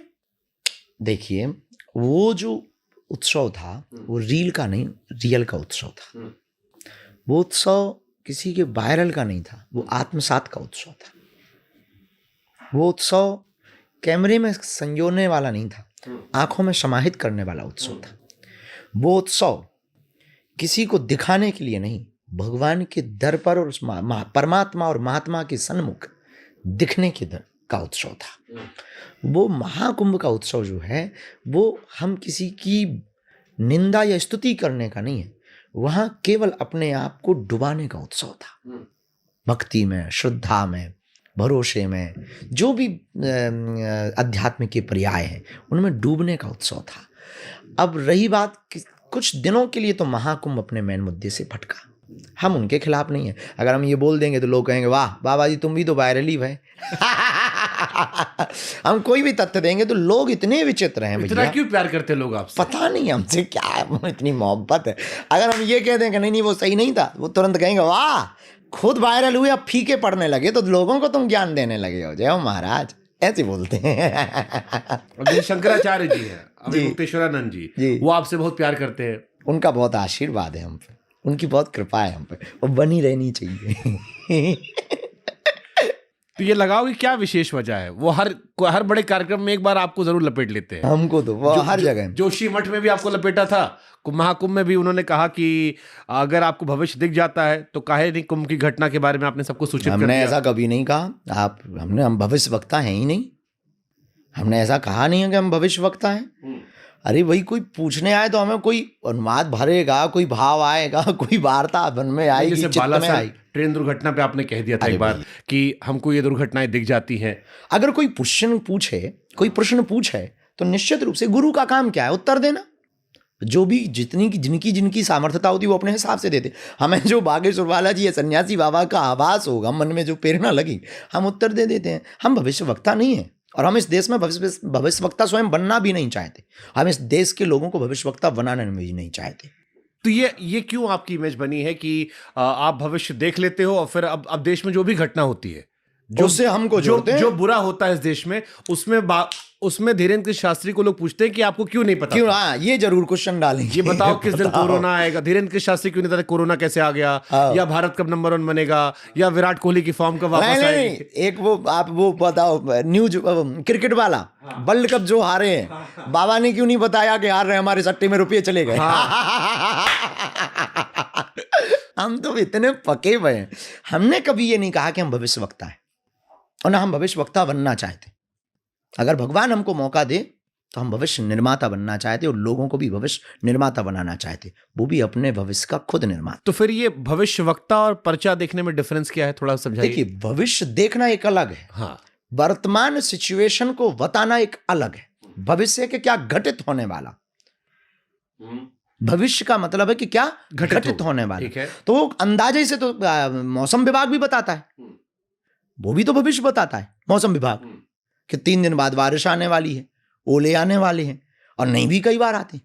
ये भी जरूरी नहीं है, हवा चल जाए तो ओले भग जाते। जैसे आपके मंच पे हमने कई बार देखा कि आप कहते हो कि तुम्हारा फलाना नाम है, तुम्हारे चाचा ये है, तुमको बीमारी ये है। एक पत्रकार का भी आपने पर्चा खोल दिया था, बेचारा बड़ा गाली खाया बाद में। देखिए, ये परंपरा हमारी वैदिक पर भी आरोप लगा कि उसके फेसबुक से आपने पढ़ लिया था। हाँ, एक वैदिक, हाँ, वो पिछले समय में। हाँ, ऐसे तो बहुत दुनियादारी के लोग हैं, वो तो चलते ही रहते हैं, कुछ ना कुछ बोलते। तो फिर ये क्या अंतर कैसे होता है? क्योंकि ये एलिगेशन आपके साथ चिपक गया है कि आप अंधविश्वास फैलाते हैं और अपने मतलब को बताते हैं कि हमको दिखता है, ये कहते नहीं दिखता है। नहीं, नेवर। हमने कभी ये नहीं कहा कि हमको क्या दिखता क्या नहीं दिखता। हमने ये कभी दावा नहीं किया कि हम भविष्य वक्ता हैं। हमने कभी ये दावा नहीं किया है कि हम कुछ बता सकते हैं। आज तक एक भी इंटरव्यू में जो हो जाता है वो हमारी परंपरा है, गद्दी की एक महिमा है, उसमें बैठते हैं और हमें जो आभास लगता है और वो उसकी खुली किताब केवल भारत में हो चुका है। जो घटित हो या जो भी होने वाला हो, ये नहीं हम कह सकते कि हम भविष्य बता सकते हैं। मान लीजिए अगर मूड बना, और वो परंपरा है, गद्दी है, जो हमारे दरबार की परंपरा चल रही, जो हमारी प्राचीन संस्कृति की परंपरा है, हमें हनुमान जी महाराज का जो भी प्रसाद गुरु जी ने दे रखा, उसके भरोसे पे कुछ अगर आभास लगेगा तो हम कह देंगे। मान लीजिए आप 2 किलोमीटर की रफ्तार की चाल पे चल रहे हैं, तो अगर लगा कि आप 2 किलोमीटर में इतना जो है तय कर सकते हैं तो बता सकते हैं भाई आप। मतलब ऐसे हम अगर पूछे कि हमारा ब्याह कब होगा तो आप नहीं बता सकते हो? काहे को अर्जी लगाओ। या हमारे कई बच्चे होंगे, अगर ऐसे सीधे पूछे तो ये नहीं। देखिए, ये विषय अलग है, ये विषय अलग है। हम पूछें तो बताएं। तो अनुभव में जब ज्योतिष क्या है, एस्ट्रोलॉजी क्या है, अगेन ये प्रेडिक्शन आपके बारे में। हाँ, ज्योतिष पे तो मैं विश्वास करता हूँ। कैलकुलेशन वही हमारे पास में गुरु प्रसाद है, बस, और कुछ खास नहीं। गुरु कृपा है, और हमने कभी ये बताया भी, कहा भी नहीं कि हम भविष्य वक्ता है। ठीक है, एक इस पे आखिरी सवाल, फिर मैं अगले। अच्छा, ये आपका समझ में आ गया? हाँ, मुझे तो एस्ट्रोलॉजी तो मैं बिलीव खुद करता हूँ। मैंने कई बार कंसल्ट भी करवाया, कई बार सही निकली और मैं उस पर विश्वास करता हूँ। मैंने आपको पर्चा नहीं दिखवाया है, कभी समय मिलेगा तो वो भी दिखवाऊंगा। दिखवा लेना जी, अभी मौका बहुत बेहतरीन है। दाम ही पे है अपन। मम्मी हमारी परेशान है ब्याह को लेके, ब्याह करवाना है तुम्हारा। हालांकि ब्याह तो आपका भी नहीं हुआ, आपकी मम्मी परेशान होंगी। वो तो है 3 साल से चलता रहता एक है। अफवाह उड़ी थी जया किशोरी वाली, वो तो बेफिजूली की थी अफवाह, जिसने भी उड़ाई वो बहुत बेफिजूली की बातें थी, पता नहीं क्यों। हमारे साथ पॉडकास्ट में जया किशोरी ने कहा कि उनको बड़ी परेशानी हुई। और किसी भी बच्ची के साथ में किसी का कोई परिचय ना हो, किसी भी बच्ची या बच्चा पुरुष, हमको भी बहुत असहजता तो महसूस आपको कब पता लगा कि आपकी जया किशोरी शादी होने वाली है? मैं तो बहुत बाद में, कोई इंटरव्यू वाले ही बताते थे। उस वक्त हम बहुत व्यस्त चल रहे थे, उसमें चल रहे थे, लगातार कथाएं लगातार चल रही थी, तो यहाँ वहाँ आना जाना, कभी गुजरात कभी कहीं, बहुत ज़्यादा इन सब पे हम देते हैं ध्यान, पर उतना ज़्यादा। फिर बाद में पता लगा कि कुछ लफड़ा हो गया है, हमें तो पता नहीं। फिर हमने इंटरव्यू में बोला भी कि तो ये भैया इसलिए तो नहीं था कि आप दोनों लोग सुंदर दिखते हो, फेमस हो अपनी अपनी फील्ड में? ऐसा भी कुछ कहा, हम लोग तो कभी मिले नहीं। कभी नहीं मिला आप उनसे? नहीं, कभी नहीं, आज फोन तक हम- फोन पे कोई बातचीत? बीच के दिनों में शायद एक बार कोई चर्चा हुई है, अभी कुछ दिन पहले। वो भी किसी ने क्या नाम है उनका, एक बहुत अच्छे सनातन के प्रति प्रेजेंटेशन रखते हैं, गौतम खट्टर जी। तो गौतम खट्टर है, एक बहुत युवान है और बहुत अच्छे सनातन के लिए तर्क रखते हैं, तो उनके साथ बैठे थे, उन्होंने ही फ़ोन लगा के हमको चर्चा करवाई। बाकी हमारी कभी आज वो भी बड़ी ट्रोल हुई थी अभी अपने बैग को लेके, कितना महंगा क्रिश्चियन डियोर, उसमें क्या आरोप लगता है कि बाबा लोग खुद तो कहते हैं कि मुमाया दूर रहो, और अपना लाखों का बैग लेते हैं, फोन लेते हैं, आईफोन। किसी की ज़िंदगी पे हम क्या कह दें, हम नहीं बोल सकते किसी की ज़िंदगी पर बाबाओं पर हम ये कह सकते हैं कि देखिए भाई, हम अपनी ज़िंदगी के, हम बहुत पुराने, आप हमारे वीडियोस देखेंगे तो हम बोल देते हैं कि हम भाई माया छोड़ने के प्रवचन नहीं सुनाते। हाँ, हम इसलिए माया छोड़ने के प्रवचन नहीं सुनाते हैं कि हम खुद माया लेकर प्रवचन सुनाने जाते हैं। और वो जब एक आपका वीडियो और वायरल होता है कि हाँ, वो लेकिन ये है, माया लेना बुरा नहीं है, माया प्रयोग कहाँ कर रही है ये बहुत महत्वपूर्ण है। दक्षिणा लेना बुरा नहीं, आप भी लेते ही है, तब पॉडकास्ट के लिए आप भग रहे हैं, नहीं तो आप इतनी मेहनत करके 1000 किलोमीटर क्यों भगेंगे? आपसे तो पैसा नहीं लिया। हमसे नहीं लिया, पर यूट्यूब तो देगा ही देगा। तो वो तो खेल तो इसी का है जिंदगी में। आई गजब। तो भला कौन पागल होगा इस दुनिया में? लेकिन ये महत्वपूर्ण नहीं है कि आप लेते हैं, लेते दुनिया, दक्षिणा सबको ही लेती है, ऐसे कोई नहीं। दुनिया में आप आए हैं और आप पहन रहे हैं तो आप दूध के धुले नहीं हैं। हमें पता है अपनी जिंदगी की जितनी प्रैक्टिकल है, आप दूध के धुले हो ही नहीं जरूरतें सकते हैं आपको, सही बात है। हाँ, लेकिन ये महत्वपूर्ण है कि आप लेने के बाद में प्रयोग या सदुपयोग कर रहे हैं या दुरुपयोग कर रहे हैं, ये बहुत महत्वपूर्ण है। लेते हम भी हैं, लेकिन ठीक है, कैंसर हॉस्पिटल है, कन्या विवाह है, अन्नपूर्णा है, और गरीब बेटियों की, हमारा एरिया बहुत पिछड़ा है। हमें एरिया के डेवलपमेंट, 17 जिले हैं बुंदेलखंड के, इसके डेवलपमेंट का बहुत हमारे अंदर थीम रहती है, ड्रीम रहते हैं, विचार। हमको पहले आप ये बताओ, ये कन्या विवाह बड़ा चर्चा में है कि 250 लड़कियां, 251 लड़कियां, 251 साल, 251 छठवां साल है। हाँ, पिछले साल शायद 151 थी, 151 थी। इस साल 251 लड़कियों का विवाह करवा रहे हो। फिर हमने पूछा लोगों से, क्योंकि आप तो बिजी थे, हम तो कोने में सबसे बैठे खबर निकाल रहे थे, तो किसी ने हमसे कहा कि महाराज जी की बहन की जब शादी हुई थी तो बड़ी गरीबी में हुई थी, उसके दुख में वो कर रहे थे। बाहर आपके विरोधी कहते हैं कि ये प्रचार प्रसार का तरीका है, जैसे नेता लोग करते हैं। क्यों 251 कन्याओं की शादी करवा रहे हो आप? देखिए, हमको राजनेता बनना नहीं, तो प्रचार प्रसार की जरूरत नहीं। जो महिमा लोगों तक बालाजी ने पहुंचवाई वो पहुंच चुकी है, जितनी हो सकती है वो पहुंच चुकी है, जैसे हो सकती है वैसे पहुंच चुकी है। देश के क्या बड़े क्या छोटे, सबकी निष्ठा और श्रद्धा बालाजी के प्रति है, और वो पहुंचते हैं और आते भी हैं। तो इसकी हमें लगता कि ये प्रयोग उसके लिए तो नहीं हो सकता। साल भर हम कमाई करके, कथा करके, दक्षिणा चढ़ोतरी लेकर बेटियों के विवाह में अगर खर्च करते हैं तो इसके पीछे क्या हो सकता? क्या सोच है इसके पीछे आपकी? वही हम दुनिया को बताना चाह रहे हैं कि भारत के मंदिरों की दान पेटियों से आने वाली चढ़ोतरी से गरीबों की बेटियों का अगर घर बसाया जाने लगे, हिंदुओं के चढ़ावा से हिंदुओं की बेटियों का घर बसाया जाने लगे, तो इस देश की अराजकता मिटेगी, इस देश का छुआछूत का भेदभाव का एक सबसे बड़ा कलंक मिटेगा, इस देश का सबसे बड़ा तख्ता आध्यात्मिक और स्पिरिचुअल हो जाएगा। इस देश के प्रत्येक वर्ग का व्यक्ति भगवान पर और दृढ़ता के साथ भरोसा करेगा। मंदिरों का चढ़ावा जो चढ़ा रहे उनको ही तो दे रहे। हम इस देश में एक नई लकीर खींचना चाह रहे हैं। हम इस देश में ना तो हमें सीएम बनना है, ना एमपी बनना है, ना एमएलए बनना है। कभी पॉलिटिक्स में जाओगे? नेवर। आप कैसी बात कहते हैं? मतलब कई नेता लोग भी पहले कहते थे। हमारे जिंदगी के सबसे मस्त मलंग जिंदगी है हमारी अध्यात्म की, और उस जिंदगी से करने वाला, और हम जाएंगे क्यों जाना? जरूरी थोड़ी है कि आप पॉलिटिक्स में जाके ही हर काम कर पाओ। सही बात है। पॉलिटिक्स में बिना जाकर के भी सब कुछ कर। तो जैसे 251 लड़कियां, इनके लिए बाकी लोग भी सहयोग कर रहे हैं, केवल आप अपने से कर रहे हैं? कुछ लोग सहयोग कर देते हैं, जो हमारे जुड़े हुए हैं, जो हमें चढ़ोतरी मिल जाती है, वो दान पेटी। हम इस देश में नया मैसेज देना चाहते हैं कि मंदिरों की पेटियों की चढ़ोतरी से बेटियों का घर बसाया जा सकता। हम ये मैसेज देना चाहते हैं। तो ये इसकी तैयारी कैसे करते हो? 251 लड़कियों के लिए दुल्हा ढूंढना? नहीं, एक महीने का समय होता है, लगभग 3 महीने 2 महीने पहले। तो फॉर्म जमा करते हैं, लोग आते हैं, फिर हमारी लगभग 160 लोगों की टीम है, पूरा क्षेत्र है इसमें।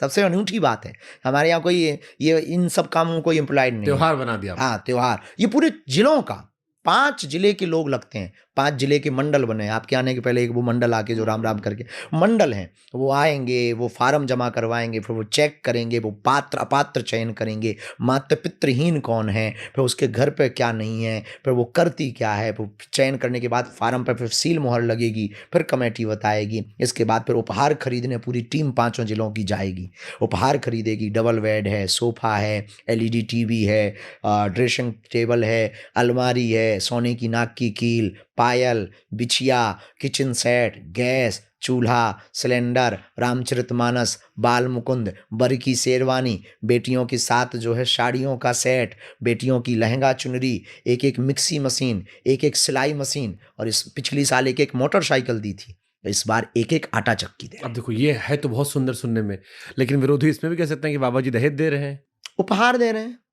दीनहीन निराश्रित व्यक्ति को कुछ भी सहायता देना दहेज नहीं है, उपहार है। दहेज तब है कि जब बच्चा बेटा खरीदा जाए, तब। बेटा और बेटी जो चयन करते हैं वो ऐसी परिस्थितियों के होते हैं कि उनकी ठीक ठाक परिस्थिति नहीं, उनके घर पर जो जाएगा वो उपहार जाएगा, वो जिंदगी भर जय जयकार करेंगे।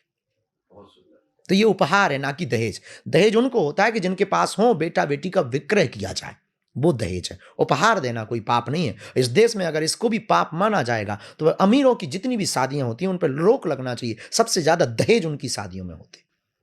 कल के दिन भविष्य में भगवान का ना करे तुम्हारी भी शादी होगी और तुम्हारे घर अगर सिंगल साइकिल भी आएगी तो वो भी दहेज माना जाएगा। आपकी भी होगी। हाँ, अपने में तो हम तो दे ही रहे उपहार।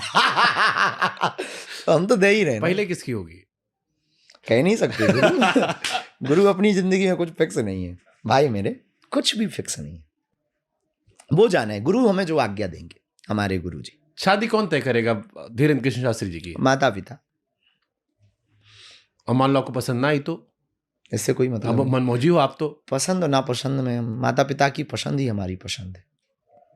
ये ऑलरेडी अपने ब्रेन को हमने समझा। और जैसे आप दुनियादारी देख ली हो, माता पिताजी गांव में रहते हैं, आप ज़्यादा लोगों से मिलते हो, ज़्यादा एक्सपोजर है, हो सकता है आपकी पसंद बदल गई हो समय के साथ। नेवर। हम मौसम नहीं है। मेरे एक मित्र है मनोज मुंतशिर, अच्छे लेखक है, राइटर है। उन्होंने एक सवाल पूछा, मनोज मुंतशिर शुक्ला। हाँ, तो उन्होंने मुझसे एक सवाल कहा था आपसे पूछने के लिए कि आप जैसे हिंदू इकट्ठा कर रहे हो, कह रहे कि हिंदुओं के इकट्ठा होने में सबसे बड़ी बाधा किस चीज की है? मैंने इसको जो सोचा वो मुझे लगा जात पात। नो, फिर क्या है? हिंदुओं के इकट्ठा होने में बाधा एक नहीं है, अनेक है। पहले तो जो आप बोल रखे हैं वही, जात पात। हाँ। जात पात, ऊंच नीच, भेदभाव, छुआछूत, घृणा। सबसे बड़ी दिक्कत है कि यहां पर सबको हिंदू हृदय सम्राट बनना है। सही पकड़े हैं। यहां सबको हिंदुओं का बब्बर शेर बनना है, और सबको एक हिंदुत्ववादी काम करने वाले के अंदर जो सबसे गंदा कीड़ा है वो ये है कि वो अपने छाता के नीचे सबको बैठाना चाहता है, और ये हिंदुओं को एक नहीं होने देता है। मेरा हिंदू तेरा हिंदू। ये मेरा कैडर है, ये मेरा कैडर है, ये मेरा एरिया है, ये तेरा एरिया है। मैं बात बोलूंगा तो युवान सुनेंगे, मैं बात बोलूंगा तो इंटेलेक्चुअल लोग सुनेंगे, हम बात बोलेंगे तो फिर फिल्म इंडस्ट्री सुनेंगे, हम बात बोलेंगे तो संघ सुनेगा, हम बात बोलेंगे तो बीजेपी सुनेगी, हम बात बोलेंगे तो कांग्रेस भी एक्सेप्ट करेगी। ये सबसे बड़ी जड़ है। कैसे दूर करोगे फिर से? ये तो बड़ा टास्क है। अब आप विचार करो कि जब जैसे हमारी यहाँ मैंने दृष्टि है तो बहुत तैयारी। बाबाओं का पॉडकास्ट किया है। हाँ। और मैंने उसमें भी देखा कि आपस में राइवलरी तो है। स्वाभाविक। इशारों हम छेद देते हैं। नहीं, आप तो कई लोगों को आप देखेंगे चेहरे की सिकुड़न बता देती। हाँ, हमने तो कईयों साहब के बारे में पूछा है, कहा तो उन्होंने है, लेकिन हम भाव समझ गए थे क्या कह रहे हैं वो। कह रहे उनकी कृपा है।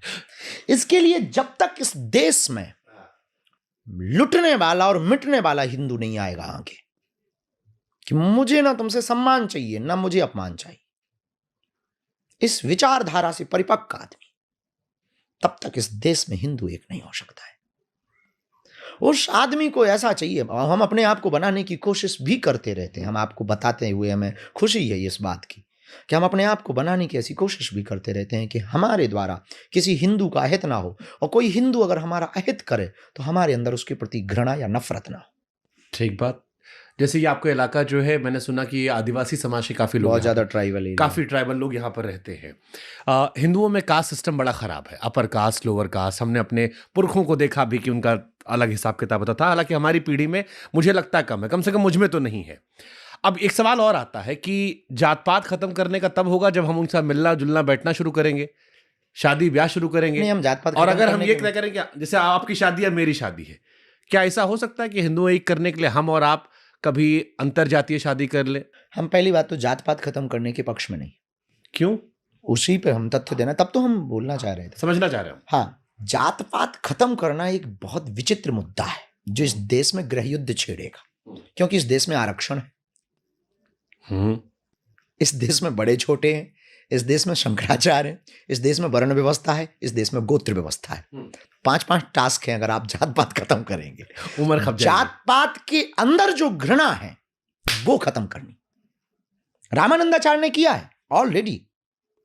ये कैसे करोगे फिर? रामानंदाचार्य जी ने कबीर को भी ये चेला बनाया, सेन को भी चेला बनाया, रैदास को भी चेला बनाया।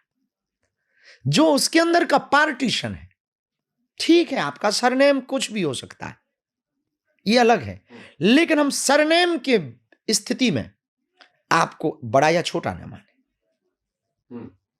सुंदर। ये बहुत बारीक पॉइंट है जो इस देश का हिंदू समझ नहीं पा रहा। बल्कि लोगों ने हमें, जब हमने पदयात्रा की तो लोगों ने हमें गालियां दी, तो बड़े बड़े संतों ने, कुछ संत आए नहीं, हम आपके पॉडकास्ट पे यहाँ एक मजेदार बात खोलना चाहेंगे। एक दो ऐसे महापुरुष हैं जिनसे बड़ा हमारा अभिन्न अंग, बड़ी दोस्ताना, बड़ी कृपा उनकी, और हमने फोन लगाया कि आपको आना है। बोले बहुत अच्छा काम है, हम आएंगे। अब प्रारंभ होने के पहले ही हमने फिर लगाया, आपको आना है जी, और आना इसलिए है कि हमें बल मिले, हम कोई गलती ना कर जाए, हम बच्चे हैं, बहुत चंचल स्वभाव है हमारा, हम बहुत मनमोजी आदमी है, बहुत चंचल स्वभाव, सच में बहुत चंचल स्वभाव है। तो हमने कहा कोई गलती ना कर जाए, गंभीरता रहनी चाहिए, और आप लोग रहेंगे तो हम गलती नहीं करेंगे, क्योंकि अक्सर ऐसा हमारी ज़िंदगी में होता है। तो उन्होंने कहा नहीं नहीं, दूसरे दिन यहाँ तिरंगा या फहरा करके चल पड़ते हैं अपन, तो अकेले निकल पड़ते हैं, कारवां जुड़ता है, लोग मिलते हैं, बहुत सी चीज़ें होती हैं पदयात्रा में, घटनाएं अच्छी बुरी सब होती हैं, लोग गले मिलते हैं, सामूहिक भोज होता है, लोग रोते हुए आते हैं, बच्चे रोते हुए आते हैं। एक घटना अनमोल अहिरवार की हमने जिक्र की थी, एक बालक आता है कि क्या हम आपके पाँव पड़ लें, तो हम भोजन कर रहे थे, हम कहा क्यों, पूछ क्यों रहा है, पूरे लोग तो अगल बगल के बिना पूछे ही सेल्फी खींच रहा हो पड़ रहा। तो उसने कहा कि नहीं, हम दरअसल अहिरवार हैं। तब हमने उसको कहा कि हमारी थाली में एक जगह खाली है, आज जरा भोजन हो जाए। बड़ा चला। तो ऐसी भी मूवमेंट आए। 6 दिन हो गए, संताना शुरू हुए, तो हमने अपने एक परिकर के एक पंडित जी हैं, उनको कहा कि, और सब अपने आए हैं, वो नहीं आ पाए, तबीयत ठीक है उनकी, कुशल है। तो बोले वो तो यहीं बगल में ही है। तो हमने कहा आए क्यों नहीं, बोले फोन नहीं उठा रहे। ओके, हम कहा अब आप परेशान मत। हमारी एक बहुत अच्छी आदत है, 2 या 3 कॉल हम अपनी ज़िंदगी में अपनी तरफ से लगाते हैं, और हमें लगा कि आपको हमारी कॉल की ज़रूरत नहीं है, तो फिर हम इंतज़ार करते हैं कि अगर आपकी तरफ से आएगा तो I am waiting watch, मेरा दर खुला है, खुला ही रहेगा तुम्हारे लिए, फिर हम आपको परेशान नहीं करेंगे। ये ज़िंदगी का हमारा उसूल है। वो इसलिए उसूल है कि हमारे कारण किसी को बोझ ना लगे, और तुम्हें लगे कि लगाना चाहिए। जब तुम्हें लगे कि आप फ्री हैंड महसूस कर रहे हो, तब आप लगा लीजिएगा, तब हमको उठाएंगे, तब हम आपके साथ वो धोखा नहीं करेंगे जो आप कर चुके हैं। तो नहीं, 2-3 बार उन्होंने कहा कितनी बार लगाया, बोले 3 हो गई। हम कहा चौथी लगाना भी मत प्लीज़। बाद में फिर रहस्य पता लगता है कि वो इस बात से नहीं आए हैं कि वो जात पात वाला जो आपका नारा है उसके कारण उनको आग लग रखी है।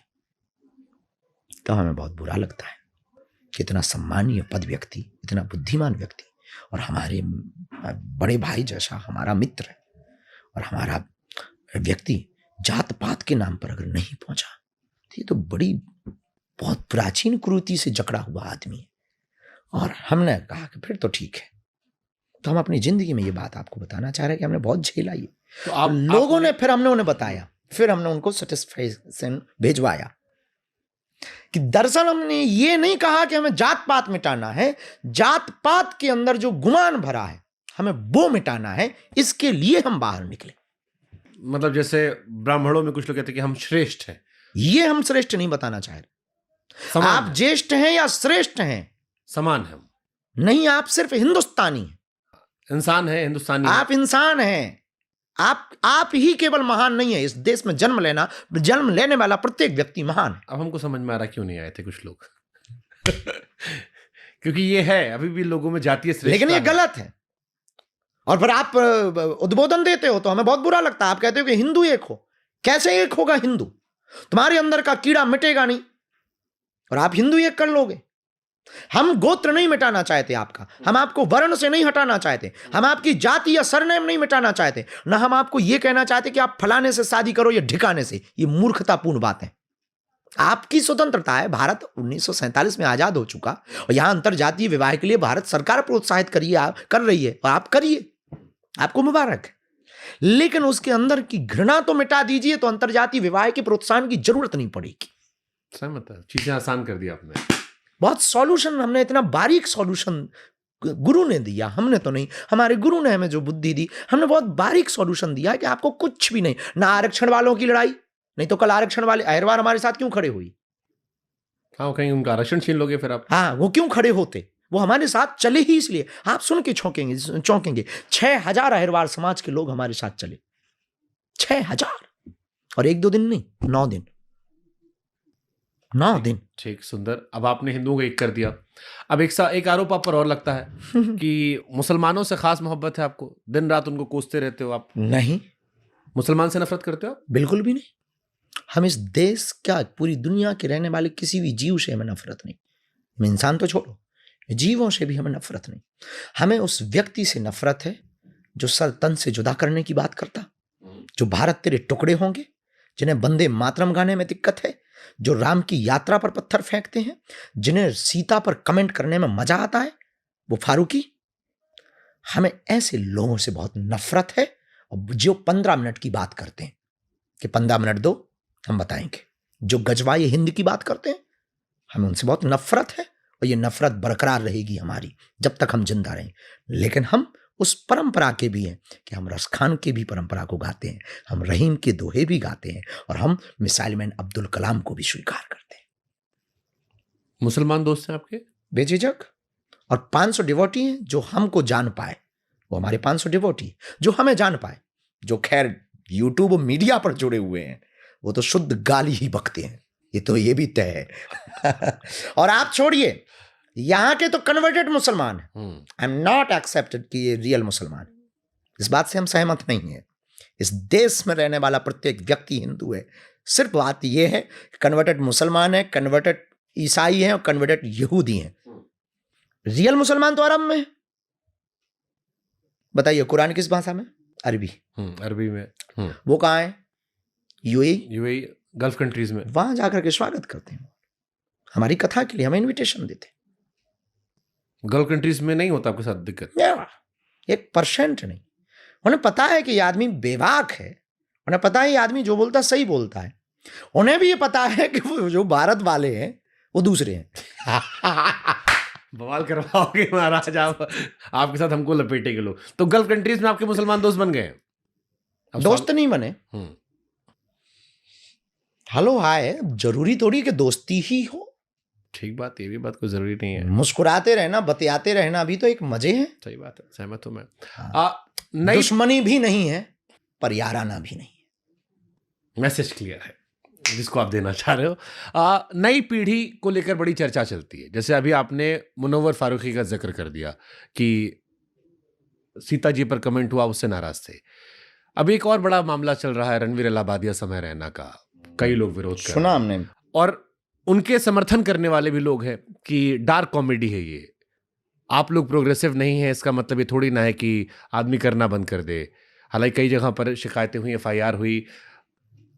देखिए, एक सनातनी होना और एक बनने का नाटक करना, ये दोनों में जमीन आसमान का अंतर है। बाबा बनना सरल है, बाबा हो जाना कठिन है। आप बागेश्वर बाबा पे कमेंट कर सकते हो, पर बागेश्वर बाबा बन पाना बहुत कठिन है। बेटियों के विवाह करवा पाना कठिन है, अन्नपूर्णा चला पाना कठिन है, हिंदुत्व की इतनी खुल के बात कर पाना आपके लिए कठिन हो सकती है। हो सकता है आप इससे बड़ा कर पाओ, पर कितना हम झेलते हैं ये आप नहीं झेल सकते। गालियां खाना ये सबसे बड़ा झेलना।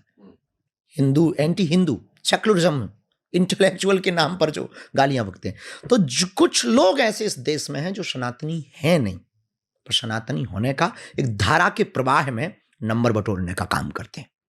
तो ये जो अभी आपने जो विषय छेड़ा है, थोड़ा थोड़ा पता है, बहुत व्यापक तो नहीं, थोड़ा थोड़ा पता है कि कोई कॉमेडियन चलती है, वो गंदी गंदी बिहेवियर, गंदी गंदी बातों से प्रारंभ करते हैं, और उसमें जो ये इलाहाबादिया और एक कोई और समय रहना, हाँ, इन लोगों का ये जो नाम है, इन लोगों से हमको अपेक्षा नहीं थी। लाइन कैसे तय होगी? ये एक गलती पर उनको माफ कर देना चाहिए, साफ कर देना चाहिए। मतलब आपसे ऐसी कोई गलती हो जिससे सनातन हिंदू धर्म को घाटा हो, तो माफ की जगह साफ कर देना चाहिए। हम इसके पक्ष में हैं। बहुत गहरी बात बोल रहे हैं अभी। हाँ, इसलिए कि आपकी एक गलती से करोड़ों हिंदुओं का दिल टूटेगा, करोड़ों सनातनियों का दिल टूटेगा। और हमको अब ऐसा बोलना नहीं चाहिए लोगों को, हमारी विचारधारा के बारे में बहुत उल्टा असहजता महसूस होगी, लेकिन हमको कई बार ना कोरोना समय पे किंग जॉन बहुत अच्छा लगा, नॉर्थ कोरिया वाला। हाँ, वो आदमी बहुत ऊंचा था। वो कह रहा है जितने को कोरोना है उनको सीताराम, बस हो गया, बढ़ेगा ही नहीं आगे। खैर, तो उसने वो निर्णय भी ठीक है। इससे कभी इस विषय पे क्या जोड़ रहा है? हम ये कहना चाह रहे हैं कि मान लीजिए कोई ऐसी गलती करती हो, तो उसको इतने तरीके से इसका जवाब मिलना चाहिए, इतने तरीके से उसको पता लगना चाहिए कि भविष्य में ऐसी गलती करने के पहले या सनातनी बनने के पहले लोग 10 बार सोचें, नौटंकी वाले सनातनी बनने के लिए। इस पे माफी मांगने के बाद माफ करना चाहिए? No, never. ये माफी लायक शब्द है ही नहीं। हमारी आध्यात्मिक सनातन संस्कृति में माँ बाप के लिए ऐसी बातें करना या हवस की बातों को, देखिए ठीक है, संभोग की अपनी सबकी मर्यादा है। आप इतने ओपनली, इतने खुले मंच से बच्चों को देना क्या चाह रहे हैं, परोसना क्या चाह रहे हैं, और आप इस देश में नग्नता फैलाना चाहते हैं, आप इस देश में पॉर्न वेबसाइट का प्रचार कर रहे हैं, आप इस देश में सनातनी होने की बजाय सबको हब्सी बनाने की तैयारी करवा रहे हैं। तो इससे आपकी शुद्ध मानसिकता झलकती है कि आप सनातनी नहीं है, आप शुद्ध हफ्सी हैं, और लोगों को भी अपनी चीजों में आप लत रख करके लोगों को इतना सहज करना चाहते हैं कि इस देश से सनातन संस्कृति का विनाश। दिखने वाले बहुत लोग हैं और उनके यहाँ जाने वाले बड़े लोग भी हैं। कह नहीं सकते हैं, जा भी सकते हैं, पर करीब आया ना वो चेहरा नहीं खुलता ना। इसलिए हमारी एक बहुत अच्छी और बहुत बुरी आदत है, वेट एंड वॉच, परखिए। आपको भी नहीं होता आया था जी? आपको भी नहीं होता था? भैया अभी चर्चा ही कर रहे थे। हाँ, लेकिन हमारे अनुज वो तो बहुत सरल हैं, उनकी क्या भूल है। इंद्रेश जी, हाँ, बहुत सरल है, बहुत सहज है, बच्चा दिल है ना, बहुत प्यारे हैं। उनके वो तो भगवत कृपा के बहुत गॉड गिफ्टेड हैं, संतों के बहुत लाडले हैं, मेरे भी बड़े करीबी हैं। हाँ, अभी तो वो सबके करीबी बन जाती है कि उनके अंदर ये खासियत है। जियो, ये उनके अंदर खासियत है, यही बड़ी महान आदमी के अंदर ये खासियत होती है कि वो सबका करीबी बन जाता है। हाँ, वो इतने सरल सहज तरीके से लोगों से मिलते हैं, आत्मसात होते हैं कि हर आदमी को लगता है ये बस अपने ही है। हाँ, बस अपने ही हो गए। तुलसी हुआ, तुलसीदास जी के साथ घटना हुई ना, रामायण का उन्होंने वो जिस दिन रामचरितमानस का उन्होंने वो दिखा दिया चमत्कार, और भगवान शंकर ने हस्ताक्षर कर दिए काशी में, सत्यम शिवम सुंदरम। तो दूसरे दिन सभा रखी गई, ब्राह्मणों ने स्वीकार किया, तो सम्मान किया, तो 12 अंगों में तिलक लगाए तुलसीदास जी बैठे। अब गांव के 2 लोग गए थे काशी नहाने, हाँ बोली यार जो तो अपना तुलसिया बैठो। तो एक ने हाथ हिलाओ, तुलसिया, तो उठ के आए, अरे बोले सब तुलसीदास कह रहे हैं, तुम हमारे बेइज्जती बिल्कुल ही कर रहे हो। तब फिर वो मंच पे वापस चढ़ के गए, तब उन्होंने कहा तुलसी कबहू न जाइए जन्मभूमि के गांव, दास गई तुलसी गई, धरो तुलसिया नाव। 27 साल की उम्र में इस तरह जब प्रसिद्धि मिल जाती है, ये जिम्मेदारी बढ़ाती है या कभी परेशान करती है? क्योंकि आपके पीछे भीड़ बहुत जबरदस्त है। बिहार आप गए, शहर जाम हो गया। चंडीगढ़ में गया था बीपरा के कार्यक्रम, उसी दिन जिस दिन आप गए थे, आपके चक्कर में 2 घंटा मैं ट्रैफिक में फंसा रहा। तो आप जहां जाते हो जाम लगवा देते हो। ये लंदन भी गए, हाँ। लंदन में भी सड़कों पे उपद्रव किया। देखिए, प्रसिद्धि एक अलग विषय है, ये सब हमारे अपने हैं, ये पराये नहीं। ये जो समर्पित करके आते हैं, हम इनको इतना कुछ दे नहीं पाते सिवा प्रार्थना और आशीर्वाद के, सिवा अपनी जिंदगी के कुछ अनुभवों के अलावा हम कुछ देते भी नहीं। और गुरु कभी भी कुछ करता भी नहीं। गुरु परिस्थिति थोड़ी बदलता है, गुरु तो मना स्थिति बदलता है। तो कोशिश हमारी रहती है कि हम सबको मिल पाए, सबसे कुछ क्षण बात कर पाए, सबसे अपनी बात रख पाए। और हमको इन लोगों में कभी भी भक्त नजर नहीं आते, घर के सदस्य नजर आते। बट लाखों लोग इस देश में बाबा है, बहुत बड़े बड़े बाबा है, बहुत बड़ी बड़ी सिद्धि पाई है। कभी मन में सवाल नहीं आता कि इतना विशेष आशीर्वाद आप पर क्यों हो गया? नहीं, दिया उसने है खेल उसका। हम तो एक निमित्त मात्र डमरू बजा। डराता नहीं कभी ये कि जिम्मेदारी बढ़ गई, लोग अपेक्षाएं बढ़ गई कि मेरी बात को लाखों लोग सुन लेते हैं? हाँ, तो सहमे हैं, सहज हैं, नवाचार करते हैं, सीखने की हर दिन कोशिश करते हैं, भूलों पर पछतावा करते हैं, अच्छाइयों की खोज करते हैं, बुराइयों पर फोकस रखते हैं, एक एक बात को बारीकी से मनन करते हैं। इतने भी मनमौजी नहीं है कि क्रूरता हो अंदर, इतने भी मनमौजी नहीं है कि किसी की श्रद्धा टूट जाए, इतने भी मनमौजी नहीं है कि कोई हमसे दूर हो जाए, इतने भी मनमौजी नहीं है कि वो आया है और हम मिल ना पाए, इतने भी मनमौजी नहीं है हम कि बड़े और छोटे का भेद ना करें, या बड़े या छोटे का भेद कर दें, या फिर किसी को बड़ा बना दें या छोटा बना दें। इतने भी मनमौजी नहीं है हम कि किसी को रौंदते हुए चले जाएं। इतने भी मनमौजी नहीं है हम कि ये सब हमारे कारण हो रहा है। इतने भी हम मनमौजी नहीं है कि लोगों को ये लगे कि ये सुपरस्टार है या स्टार है। इन सब से हमारा कोई लेना देना नहीं। हमारी जिंदगी एक शुद्ध है कि हमारा जीवन इनके लिए है, हमारा जीवन हिंदुओं के लिए है, हमारा जीवन हिंदुत्व के लिए है, हमारा जीवन हिंदुस्तान के लिए। जिंदगी में संघर्ष बहुत है हमारे, जीना बहुत कठिन। पहले की जिंदगी बहुत फक्कड़ थी, अब तो बहुत आप तो पहले आए नहीं, अभी तक तो हम 20-25 बार ठहाका लगा चुके होते। आप बहुत लेट आए हमारे पास, अभी तक तो हम 3-4 बार तो ठटरी बार चुके होते, वो आप ही की। हाँ, हम आपके मुंह पे कह रहे हैं, हम आपकी ठटरी 3-4 बार बार चुके होते कि यार बहुत ज्यादा गुरु ज्ञान मत दो। ऐसे ही बोलते। अगर तो ऐसे बहुत उल्टे आदमी कहो, ऐसे ही कहते हैं, ज्यादा दूध के धुले तो तुम भी नहीं हो, ऐसी बातें करते, ऐसी मनमौजी। अब तो बहुत ठहराव ला रहे हैं, सीख रहे हैं, नित्य विद्यार्थी बने हुए हैं। गुरु ने जो संकल्प दे रखा है उनको पूर्ण करने की कोशिश कर रहे हैं। क्या महत्वाकांक्षा आपकी? यहाँ से हर आदमी को होता है ना, एक सपना होता है। कुछ भी नहीं। 10 साल 15 साल में बागेश्वर धाम को अपने आप को कहाँ देख रहे हो आप? कहीं भी नहीं। हम जहाँ हैं, क्योंकि बीच में कई लोगों को लग रहा था कि आपका जिस तरह उठान हुआ था और फिर बीच में कुछ कंट्रोवर्सी, लोगों को लगा कि अब आप भी गिरे और खत्म हो गए, लेकिन आप सरवाइव कर गए। हमारी जिंदगी में यही सबसे बड़ी बात है कि हम कोई ड्रीम नहीं देखते कि हमें ये बनना है।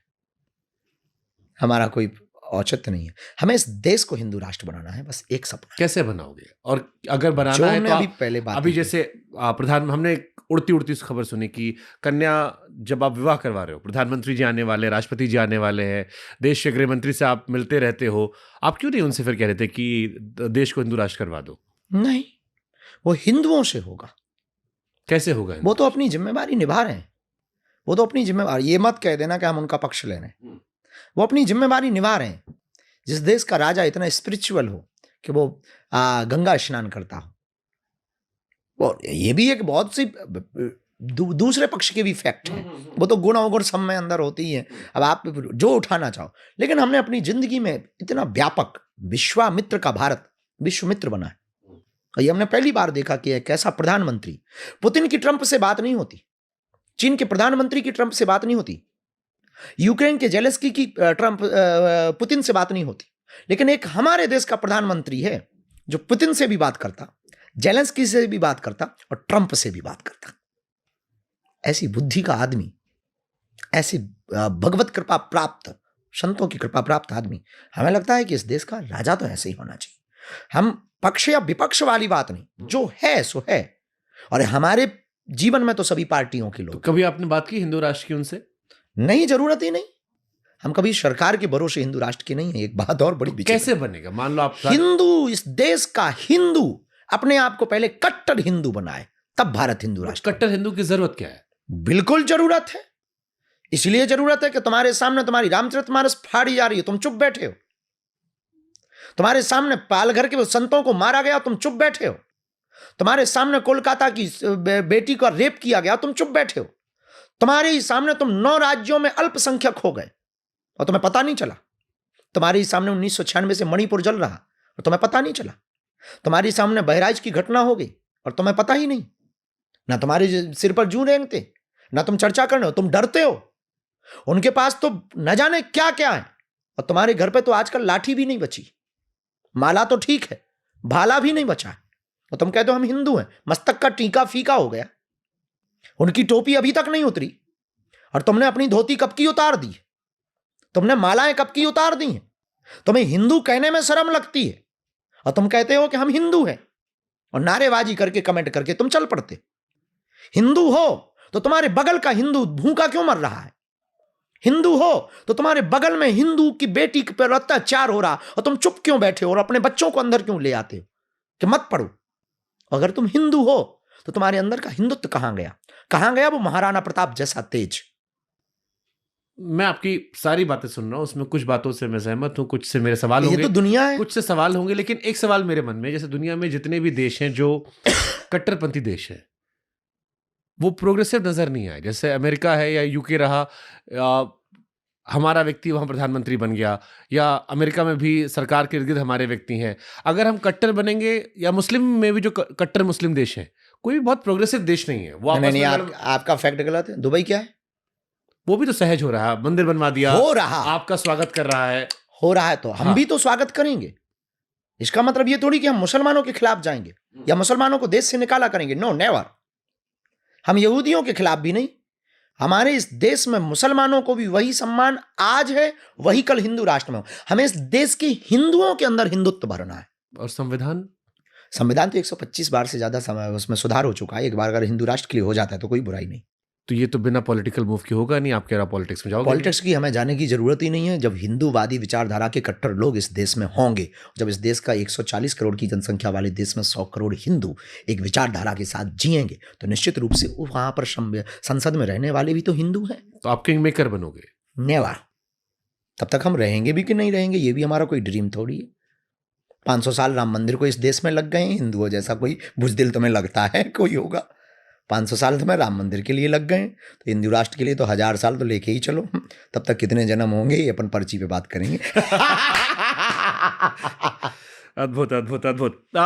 एक एक्ट्रेस थी ममता कुलकर्णी जी, जिन्हें महामंडलेश्वर बनाया गया। आपने आपत्ति जताई और वो कहती हैं कि देखो वो लंगोट धीरेन्द्र शास्त्री 25 साल का है, उतने तो मैंने पूजा पाठ कर ली है। वो नैपी बाबा है। नैपी का मतलब क्या बोला? वो जो नैपी पहनते हैं। हाँ, छोटा। हाँ, मतलब बेबी बालक। देखिए, उम्र के हिसाब से ऐसा तोलना ठीक। और ये भी कहा कि अपने गुरुजी से उनसे कहिए, पूछें कि मैं कौन हूँ।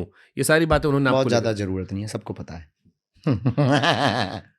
ठीक है, थैंक। हालांकि उनका वो पद चला गया, भगवान की कृपा के फिर से मिला। अब वो महामंडलेश्वर नहीं है, वो फिर से एक्ट्रेस ममता कुलकर्णी हो गई हैं। भगवान जाने, सबकी अपनी अपनी जिंदगी है। हमने तो सत्य पे बोला है और सत्य पे हम बोलते रहेंगे, ये बात भी तय। जो उचित है उचित कहेंगे, अनुचित है अनुचित कहेंगे, कोई भी हो। बट क्या महामंडलेश्वर पद पाना इतना आसान होता है? हमें तो नहीं लगता है।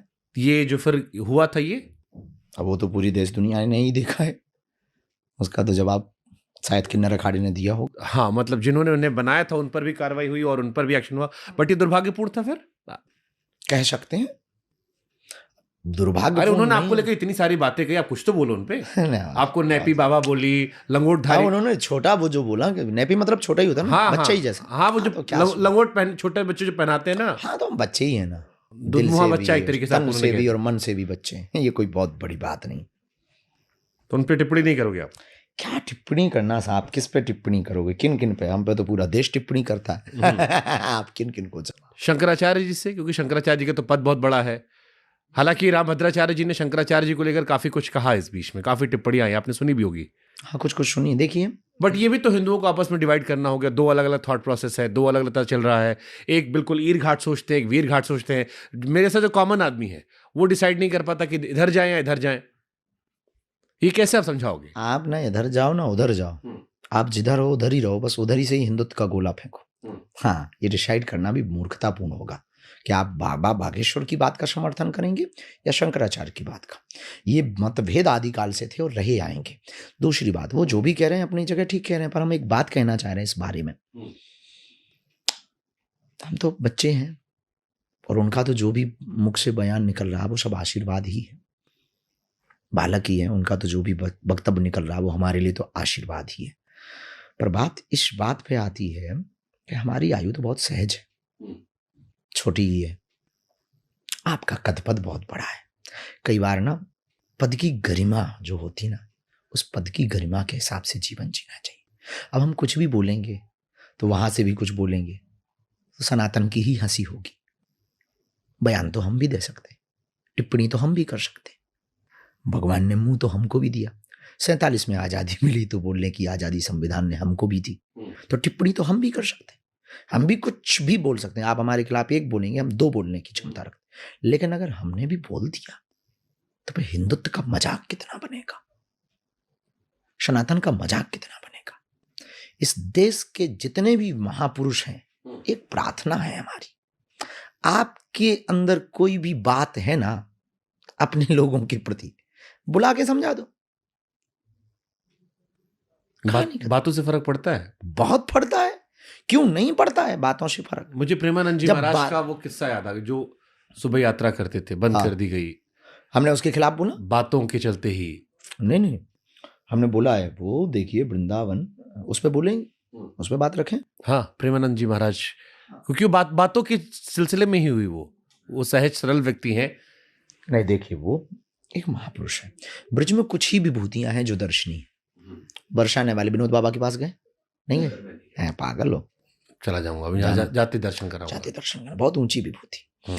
बरसाने में, वृंदावन में कुछ विभूतियां ब्रज में है जो दर्शनीय है। बरसाने वाले विनोद बाबा, एक टाटी स्थान। अब मैं कहूँ गया हूँ, अब मुझे फिल्म मैं जाता हूँ सीधे माँ के बिहारी के चरणों में जाके दर्शन सर पटक देता हूँ। कुछ हलवा नहीं देखा तुमने ब्रज में, मजे नहीं लिए भैया तुम। अभी अपना ब्रज बहुत ऊंचा है। एक टाटिया स्थान, एक भी आधुनिक व्यवस्था नहीं है, लाइट तक नहीं, डिब्बी में अभी भी दीपकों में। मेरे को बताओ कौन कौन से बाबा पहले में मिल के आऊँ जो अरे मेरे को बताओ कुछ नाम, कुछ दर्शन जहाँ कंपल्शन होना चाहिए कि इनके पास जाके एक बार आशीर्वाद लेकर आपको बहुत ऊंचा लगेगा। हाँ। भगवान करेगा जल्दी ब्याह हो जाएगा। मजाक कर रहा हूं। आपका है मेरा? दोनों का।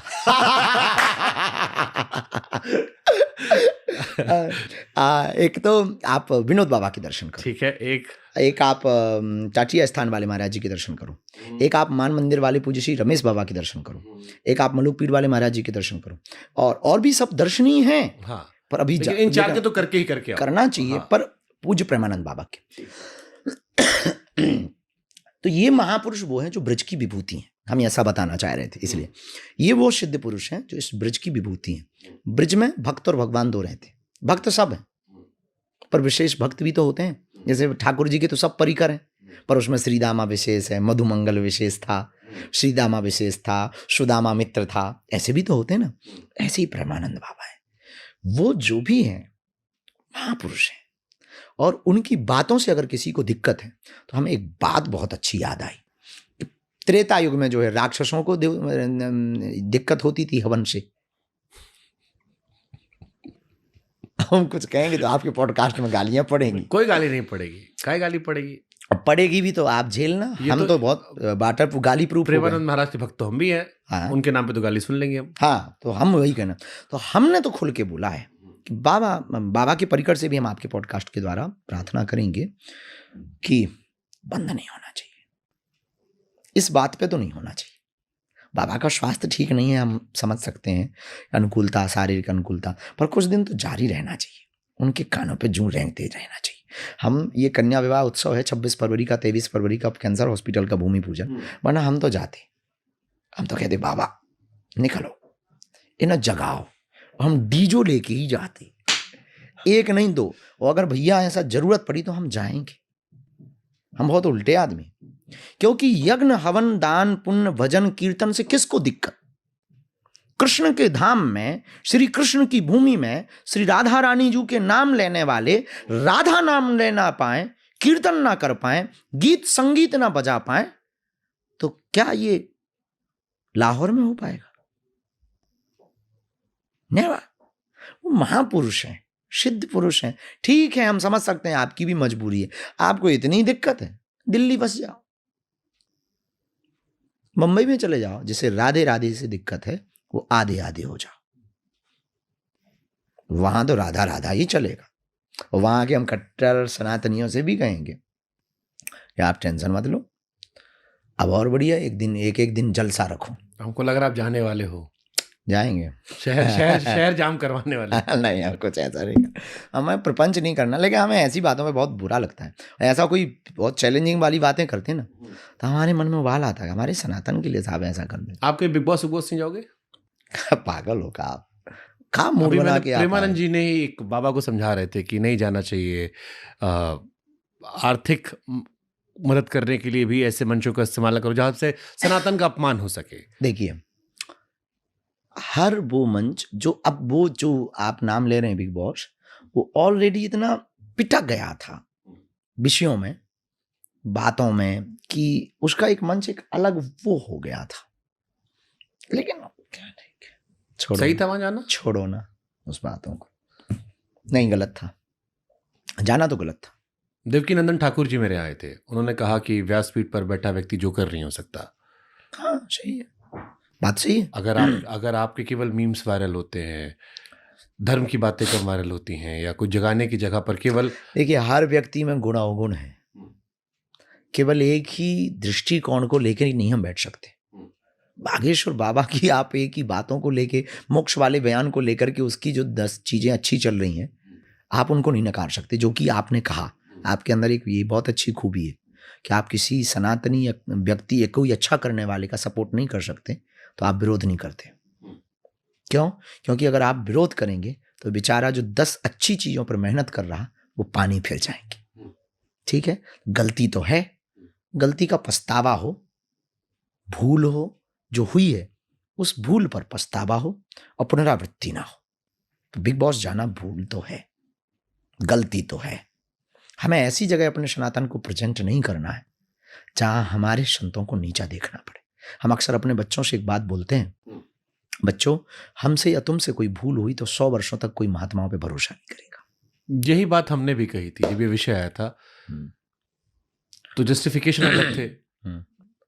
मैं फिर ये कह रहा हूं, जो आप कह रहे हो कि कोई ऐसी जगह जाना जहां से सनातन का अपमान हो रहा है, फिर व्यक्ति विशेष के अपमान को आप सनातन के अपमान से जोड़ दोगे।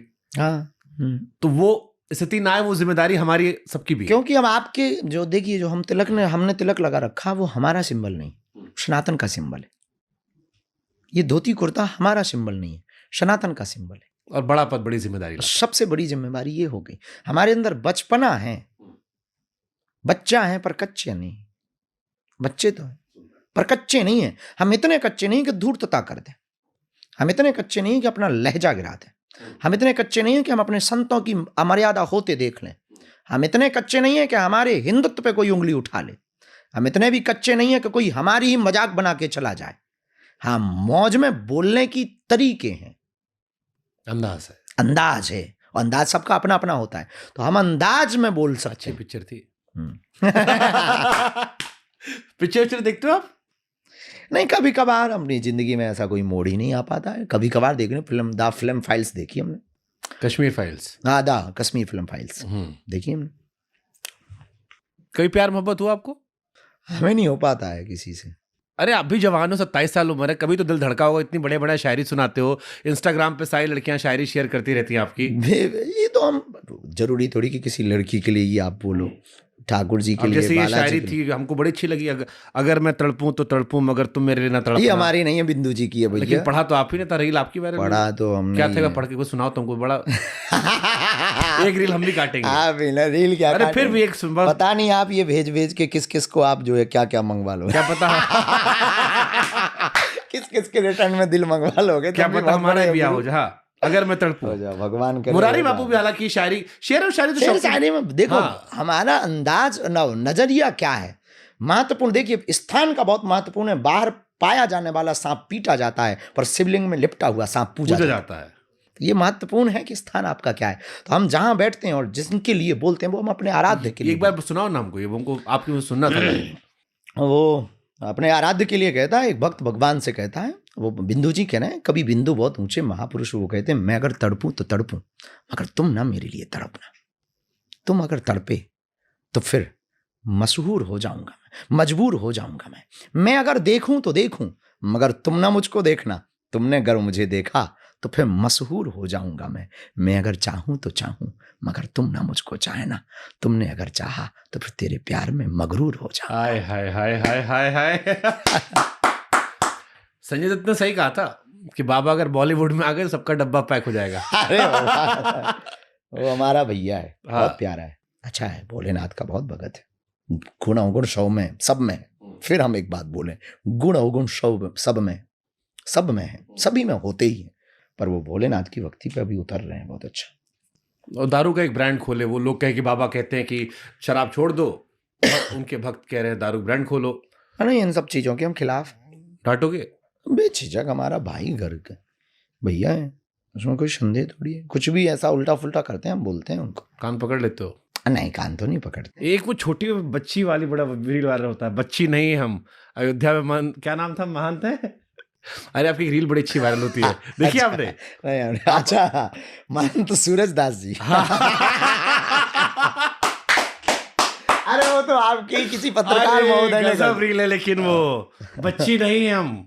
अच्छा, पता नहीं हमारी चीजों को मीम्स में लेते हैं क्या लोग? नहीं, ये तो पॉजिटिव में था। अच्छा सर, ये तो सनातनी को दिखाते हैं उसकी आंखों से लेजर लाइट निकाल के कि ये सनातन का प्रकोप, वो प्रकाश प्रताप है कि देखिए जलवा जलाल है। ये उसमें वो तो बड़ा पॉजिटिव गया कि उससे कहा गया कि छोटी बच्ची महाराज सत्य का बच्ची नहीं है। वो सही भी है। हाँ, वो एक तो महंत भी है, दूसरी बात हाइट देख करके और डाइट देख करके लोगों में ये भरोसा नहीं करना चाहिए। तो कई बार ना लोग हमारी उम्र देखे, कितने साल हो, 27 साल के हो ना, तो हम कह देते हैं भाई उम्र 27 है, अनुभव हो सकता है 47 का हो, आजा। सहमत। कौन सा शहर पसंद है आपको? बागेश्वर। चलो रैपिड फायर खेलो। ओके। बिहार वाले आपको बड़ा प्यार करते, क्यों करते इतना बिहारी आपको प्यार? बिहार गए थे, पूरा जाम लगवा दिए थे एकदम आप। नहीं, अभी भी कभी भी जाते हैं तो बहुत प्रेम है। बिहार के पीछे हमारा सबसे बड़ा कारण एक तो बुंदेलखंडी भाषा और बिहारी भाषा मिलती जुलती भाषा है, और दोनों लगे हुए बॉर्डर हैं, तो बिहार हमारे लिए। और दूसरा, कुछ बिहार के संतों को हमने बहुत पढ़ा, जैसे बक्सर वाले नारायण दास भक्तमाली जी महाराज, उनके भजन हम बहुत गाते हैं बिहारी भाषा में, तो हमें वो बहुत प्यारे लगते हैं। बिहारी बोलना आता है आपको? नहीं, भोजपुरी उतना तो नहीं, पर थोड़ा थोड़ा काम चला ले, हल्का फुल्का। का हाल बा, कैसन बा, हाँ रघुआ ठीक बानी, हाँ। ऐसे तो थोड़ा थोड़ा सब बोल दो। गुजराती में केम छो તમે, કેમ છો, શું નામ છો, શું નામ છે, કેમ છો, મજામાં, खूब सरस છે, બધાનું કેમ છે। हाँ, तो ऐसे तो थोड़ा थोड़ा सब बोल देते हैं। जबरदस्त। अच्छा, ढोंगी बाबा कैसे पहचाने? बाबा कोई जैसे बाबा है, जो भगवान की पूजा ना करवा के अपनी पूजा करवाए वो ढोंगी है, शुद्ध सीधी बात। और बताओ, तो कौन ढोंगी बाबा है? जैसे साईं जी को आपने कह हम दिया। किसी को नहीं कह सकते। आपने साईं जी को कह नहीं, दिया हमने था। ऐसा कुछ भी नहीं बोला। हमने साईं भगवान ने? नहीं, ढोंगी होगी हमने नहीं बोला है। आप हमारा गलत प्रचार मत। साईं भगवान है? हमने भगवान मानने को, हमारे शंकराचार्य ने नहीं माना था। पूर्व शंकराचार्य परम पूज्य गोलोकवासी श्री स्वरूपानंद सरस्वती जी महाराज जी ने कहा था कि वो भगवान नहीं है, तो हमने तो अपने शंकराचार्य की बात को कोट किया था। ठीक बात। जीवन का अंतिम उद्देश्य क्या है? भगवत प्राप्ति और जिंदगी से जिंदगी का राज पाना चाहिए। जिंदगी को जिंदगी में मुस्कुराना चाहिए। जिंदगी में जिंदगी की गर शर्त मंजूर ना हो तो जिंदगी को जिंदगी से रूठ जाना चाहिए। जब तुकबंदी करते हैं, इतिहास वहां से यहाँ अंदर एक शायर है। नहीं, शायर नहीं, हमेशा से बचपन से ही हमारे अंदर में ये तो है। कोई क्वेश्चन बोलेगा या उत्तर बोलेगा तो उसके पीछे से वो आता है, पता नहीं। नहीं भी बोलेंगे तो अगर कोई बोल भी रहा होगा ना, चुप भी रहेंगे तो अंदर ही अंदर आएगा। नहीं, इसका ऐसा जब बिया होगा भाभी जी खुश रहेंगे, रोज सुनाते रहोगे उनको। काहे को भैया। चमत्कार क्या है? विज्ञान से परे? न्यावा, जान लेना ज्ञान है, प्रकट कर देना विज्ञान है। धीरेन्द्र कृष्ण शास्त्री जी पर चमत्कारी है? न्यावा, चमत्कारी नहीं है, बिल्कुल भी नहीं है। वो केवल जो है सनातन हिंदुत्व के प्रचार के लिए हनुमान जी की जो अष्ट सिद्धियां हैं उनके महिमा का बखान करते हैं। जो आध्यात्मिकता पर विश्वास नहीं करते उन्हें क्या संदेश देंगे आप? कुछ भी नहीं, यही देंगे कि जिंदगी का एक मोड़ ये भी है, अब आप आइए, लौट करके कभी ना कभी तो आना ही पड़ेगा। मरते हुए अल्बर्ट आइंस्टीन ने कहा था कि किसी ने पूछा कि आपको दोबारा जन्म मिले तो ऐसी कोई रिसर्च या खोज बाकी रहेगी जिसको तुम पूर्ण करना चाहते हो, अधूरी रह गई हो। तो अब उसने कहा था कि यस, मेरी एक खोज अधूरी रह गई है जिसको मैं खोजना चाहता हूँ। वो ये रह गई कि जिस खोज की दम पर मैंने इतनी खोजें की वो कौन सी खोज थी, उसके बारे में जानना चाहता हूँ। अध्यात्म और अंधविश्वास में कैसे अंतर रखे? बारीकी अंतर है। अध्यात्म और अंधविश्वास ये है कि अध्यात्म जीवन जीने की कला है। अध्यात्म जीवन जीने की एक कला है, मानव की आचार संहिता, मानवों की आचार संहिता अध्यात्म है। लेकिन अंधविश्वास क्या है? बिना जाने हुए उसी की बातों को सब कुछ मान लेना अंधविश्वास। भूत प्रेत होते बेझिझक। कितने प्रकार के भूत होते हैं? ये तो नहीं कह सकते हैं। अब आप हनुमान चालीसा पढ़ते हैं, आप तो पढ़ते ही होंगे। भूत पिशाच हाँ। अब उसमें वर्णन आया है, तो भूत संहिता का भी वर्णन है, रावण संहिता में भी वर्णन बहुत जगह आया है, भूत प्रेतों के बारे में बहुत जगह वर्णन, आत्मा और परमात्मा के बारे में हमारे ग्रंथों में वर्णन आया। तो आत्मा ही भूत प्रेत है। और वैज्ञानिकों ने भी इसको सेटिस्फाइड किया, नेगेटिविटी, पॉजिटिविटी, सकारात्मकता और नकारात्मकता। तो इसको अब कोई शुगर कहता है, कोई शक्कर कहता है, कोई चीनी कहता है, इसका मतलब ये थोड़ी कि शक्कर नहीं होती है। भूत होते हैं बेझिझक, हमने देखे नहीं है। कल के दिन आप ये कह दो कि चलो दिखाओ तुम गुरु। नहीं, कुछ लोग कहते हैं कि आपके यहाँ एक पेड़ है उसको पकड़ लो, भूत भाग हाँ, जाता है। नेगेटिविटी दूर होती है। अब भूत जाते हैं, नकारात्मकता जाती है, या मन का विचार जाता है, या आपको कोई बीमारी, आपके अंदर मनोविकार की बीमारी है, वो ठीक होती है, ये भगवान जाने। पर यहाँ आते हैं तो नकारात्मक तंत्र से, मंत्र से, मारण से, मोहन से, वशीकरण से, स्तंभन से, उच्चाटन से ग्रसित लोग आते हैं। उनके अंदर वाइब्रेशन होता है उस पेड़ को टच करने के बाद में। अब सबको नहीं होता तो इसका मतलब ये भी कह सकते हैं कि सब में नेगेटिविटी नहीं है, कुछ लोगों में होती है। अब वो नेगेटिविटी है, नकारात्मकता है, तंत्र मंत्र है, क्या है, ये हनुमान जी जाने। ठीक बात है। रामायण महाभारत में आपको ज्यादा प्रेरणा कहाँ से मिलती है? रामचरितमानस हमारे अवध में लिखी गई। हाँ। खैर आपसे कोई दूर हो भी तो नहीं सकता है। अवध वालों का प्यार ही इतना ऊंचा था कि भगवान जी।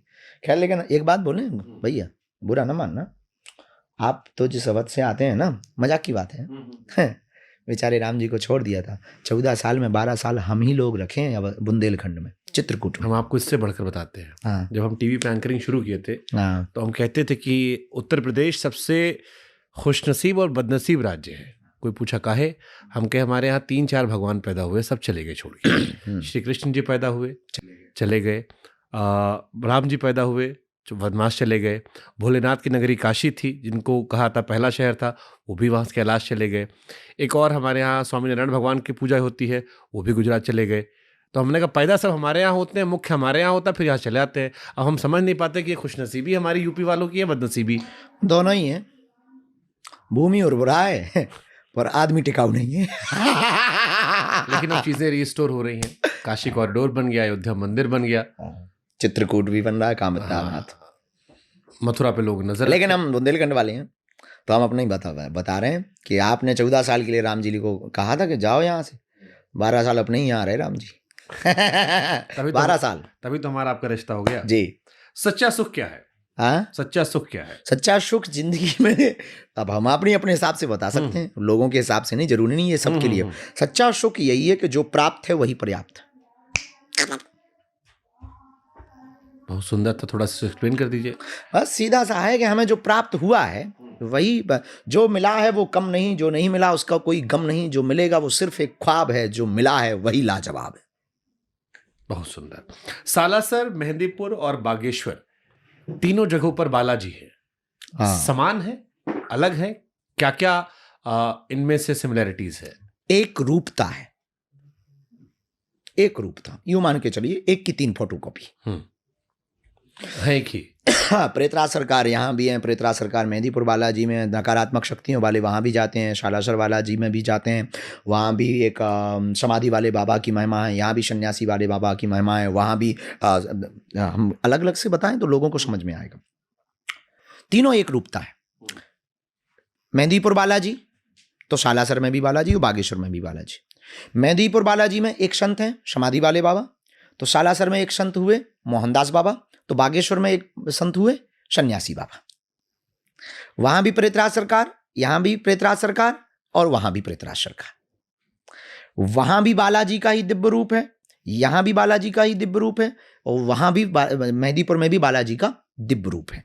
तो बागेश्वर, शालासर और मेहंदीपुर तीनों एक रूप है। और हमें लगता है कि ये कली काल के हनुमान जी के प्रत्यक्ष रूप में, बालाजी के रूप में जो स्थान कहे जाएंगे, ये तीनों की एक रूपता, भक्तों की जन कल्याण करने के लिए हनुमान जी इस रूप में प्रकट भये हैं। हवा तो सब जगह पर पंखे के नीचे ज्यादा लगती, उसी प्रकार हनुमान जी सब जगह हैं। संत जहां तपस्या करते हैं वहां विशेष रूप से कृपा करते हैं। सहमत है। हमारे हनुमानगढ़ी में भी कहते हैं कि हनुमान जी ऊपर, टीले वाले हनुमान जी। जल पी सकते हैं हाँ, अरे सब आप ही का शो है। आप ही के दर्शक है जो देखने वाले हैं, जो इतना देर देखेंगे वो आपको पीते, हंसते, बोलते सब सुनेंगे। कई आपके मित्र हैं जिनके बारे में चाहूंगा कि आप कुछ कुछ बताइए।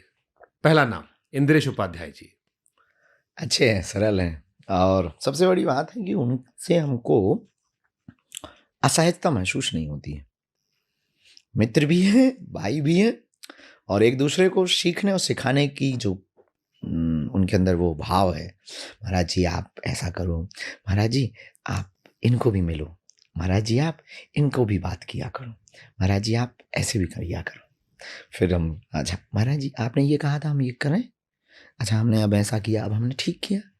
ये सहज सरल व्यक्ति है। हाँ, खैर लेकिन हम ये बता दें वो सबके लिए ऐसे खैर इस देखने के बाद में कहीं हम लोगों में बुराई ना हो जाए। आपने तो उनको नीतीश कुमार बना दिया सब। ना ऐसा मत कहो।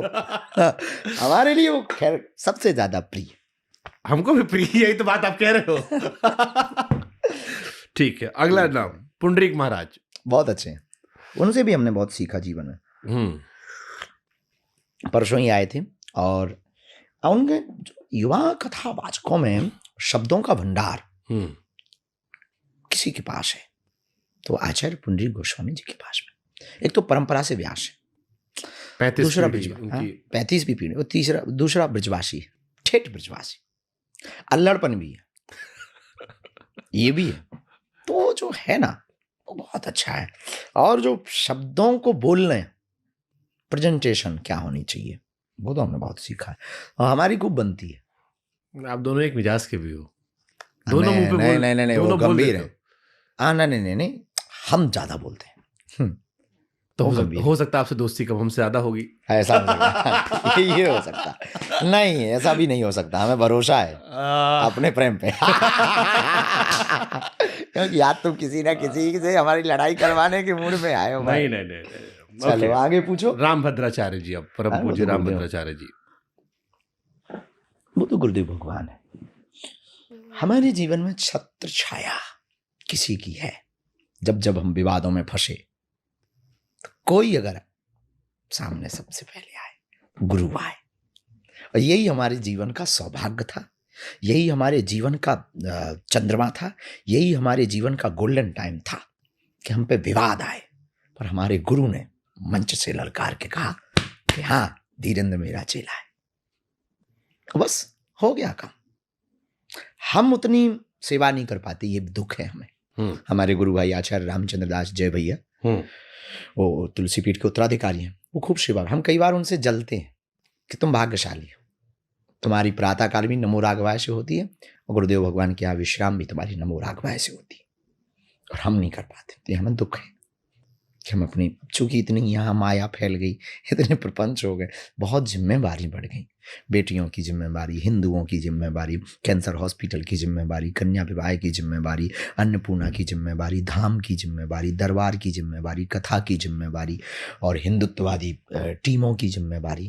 तो ये जिम्मेवारियों के कारण फिर भी जब भी मौका मिलता है बहुत समय गुजारते गुरुदेव के पास, और जो भी गुजारते वो ऐसे गुजारते हैं, आप वहाँ पहुँचने के बाद, उसमें पहुँचने के बाद फिर ऐसा लगने लगता है कि अब करना ही क्या है। जैसे वो होता ना कि अब दूल्हा जो बना हो तो टेंशन उसको होती है, बराती तो फुल नागिन डांस करते हैं। क्या उसे टेंशन नहीं, दूल्हे को बड़ी टेंशन होती है कि कुछ एक्शन गलत ना हो जाए, कोई गलत ना कह दे, कपड़े ऐसे ना हो जाए, फोटो गलत ना आ जाए, कुछ पागल ना कह दे में, तो वो बड़ा असहज महसूस रहता है। पर पूरे बराती रहते हैं सहज, हाँ चलो नागिन डांस हो जाए। आपसे मिलने का तरीका क्या है, किसी व्यक्ति को आपसे मिलना हो? बहुत सरल है, लोगों ने बहुत कठिन बना रखा हमारा। एक तो दरबार लगते ही है, जहाँ लगता है वहाँ आ जाइए। दूसरा दाम पे लगते ही है, और रोज शाम को हम लगभग 1 से 2 हजार लोगों को भभूति बांटते हैं। आप सुन के परेशान होंगे, शायद बताया हो किसी ने, 18 आवर्स वर्क करते हैं मिनिमम।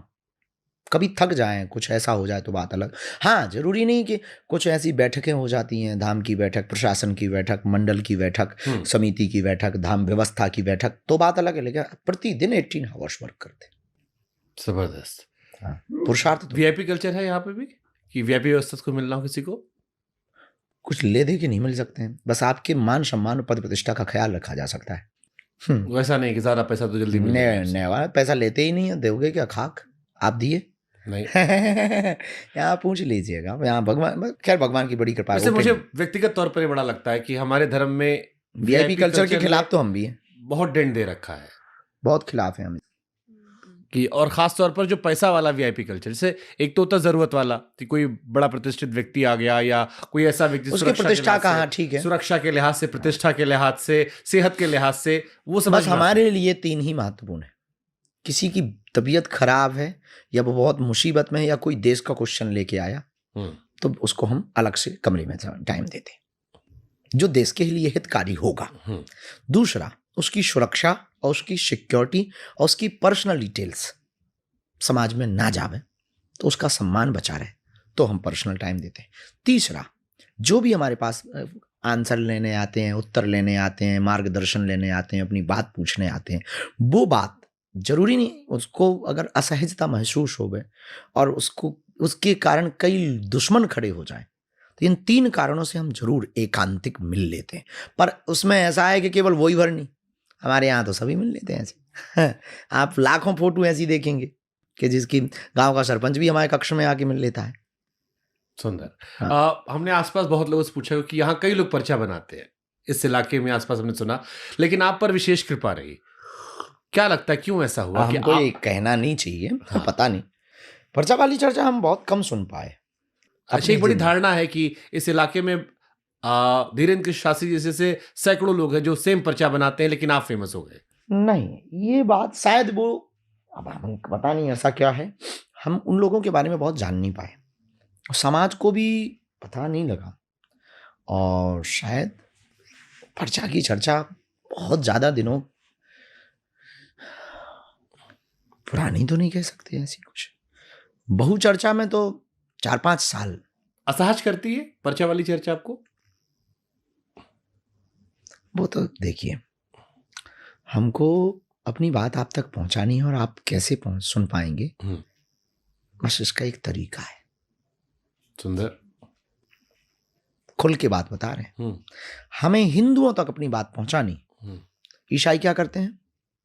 पोप का स्टेटमेंट चला गया पूरी दुनिया में। नहीं, उन्होंने एक नया ट्रेंड निकाला है, चंगाई सभा करते हैं। चंगाई सभा में करते क्या है? वो जो हुलुलुलु होता रहता, हाँ देखा हमने।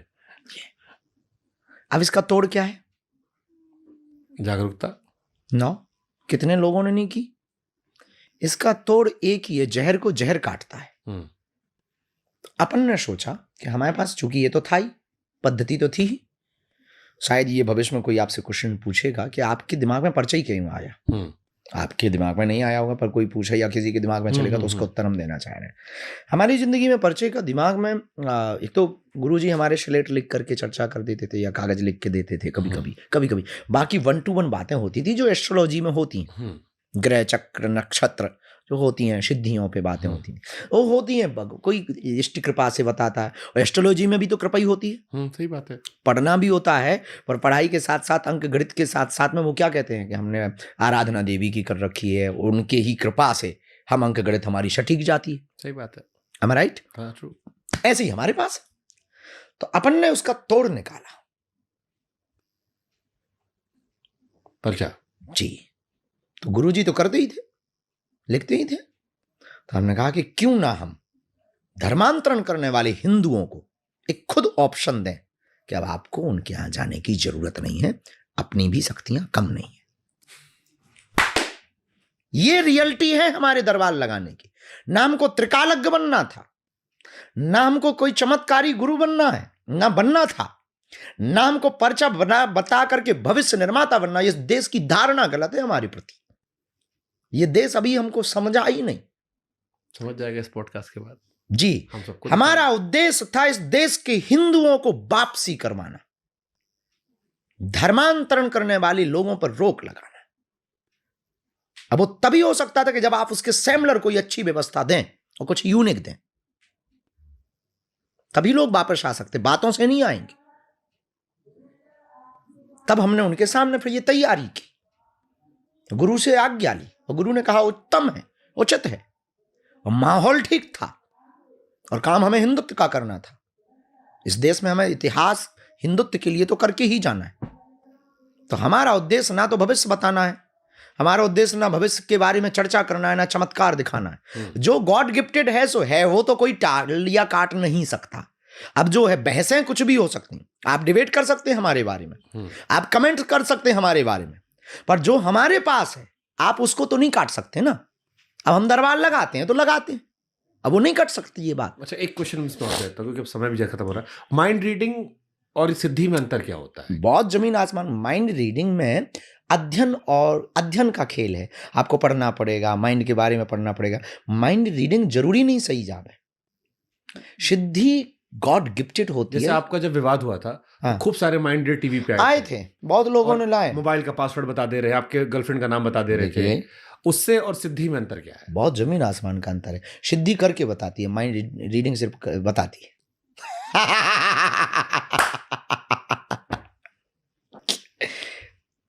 सुंदर। करके बताने में और केवल बताने में जमीन आसमान का अंतर है। थोड़ा सा इसको एक्सप्लेन कर दीजिए। हमारा मतलब ये है कि ठीक है, प्रश्न तो आपको भी पता है कि आपकी परेशानी क्या है, ये तो आपको भी पता है कि आपके पिताजी का नाम क्या है, और ये जानने के लिए अगर आप आए तो आप उल्लू हो। सही बात है। जिस बाप से आप पैदा हुए वो तो आपको भी पता है। ये महत्वपूर्ण, आप आए किस लिए हैं ये भी महत्वपूर्ण नहीं, वो हो जाए ये महत्वपूर्ण है। ये सिद्धि है, और क्योंकि केवल पता लगे वो बागेश्वर धाम पे होता है। ये जो लाखों की, जो आज हजारों की भीड़ है जो बाहर हैं, ये पागल थोड़ी हैं, इंटेलेक्चुअल भी हैं। और यहाँ पर केवल वो नहीं, आप देख कर चौंके, फॉरेनर्स हैं, एनआरआई हैं, एक दो उल्लू हो सकते। और फिर लगभग 18 से तो टीवी पे हम आ ही गए थे। अब आज शायद 24-25 चल रही है। अब टीवी के नाम ले तो आखिरी सवाल, अध्यात्म और मनोज जी की क्या भूमिका आपके जीवन में है? देखिए, जिंदगी में टीवी का तो बहुत भूमिका तो रही है, बातों को। अध्यात्म, संस्कार, मनोज त्यागी, ये तीन अच्छा, नाम, ऐसा पूछ रहा तीन नाम आपके इर्द गिर्द जुड़ता है। हमारी अध्यात्म तो प्रारंभ से ही था। फिर ये आए तो बोले हमको आपका लाइव करना है, तो हम काम पे तो पैसे नहीं है और हम ऐसे वैसे भी नहीं है, पैसे भी नहीं है, ऐसे वैसे भी नहीं। तो उन्होंने कहा कि हमने कुछ अर्जी लगाई है, हमको कुछ चाहिए। हम कहा मांगो क्या चाहते हो, अपन तो वैसे ही रहते थे पागल, मांगो क्या चाहते हो। आए थे त्यागी जी, बैठे थे सामने, तो बोले हमें आपको चाहिए। उन्हें पता लग गया आदमी बहुत विचित्र है। हमको चाहिए तो झेलना कठिन है बड़ा। बोले देखा जाएगा। बस अपनत्व हो गया। अपनत्व होने के बाद में पहली जो लाइव चलाई उन्होंने सब टीवी पे चलाई, फ्री ऑफ कॉस्ट चलाई। अपन को भी खुद को देख के मजा आया। तो अपन 3 घंटे पहले कथा करते थे टीवी पे, फिर वापस आके 3 घंटे खुद को देखते थे। फिर बहुत मजा आया भैया, बहुत मजा आया सच में। देखो हम जो है तो हाँ ठीक, अरे हमको पता है ना, हम टीवी गए तो कैसे देखते थे।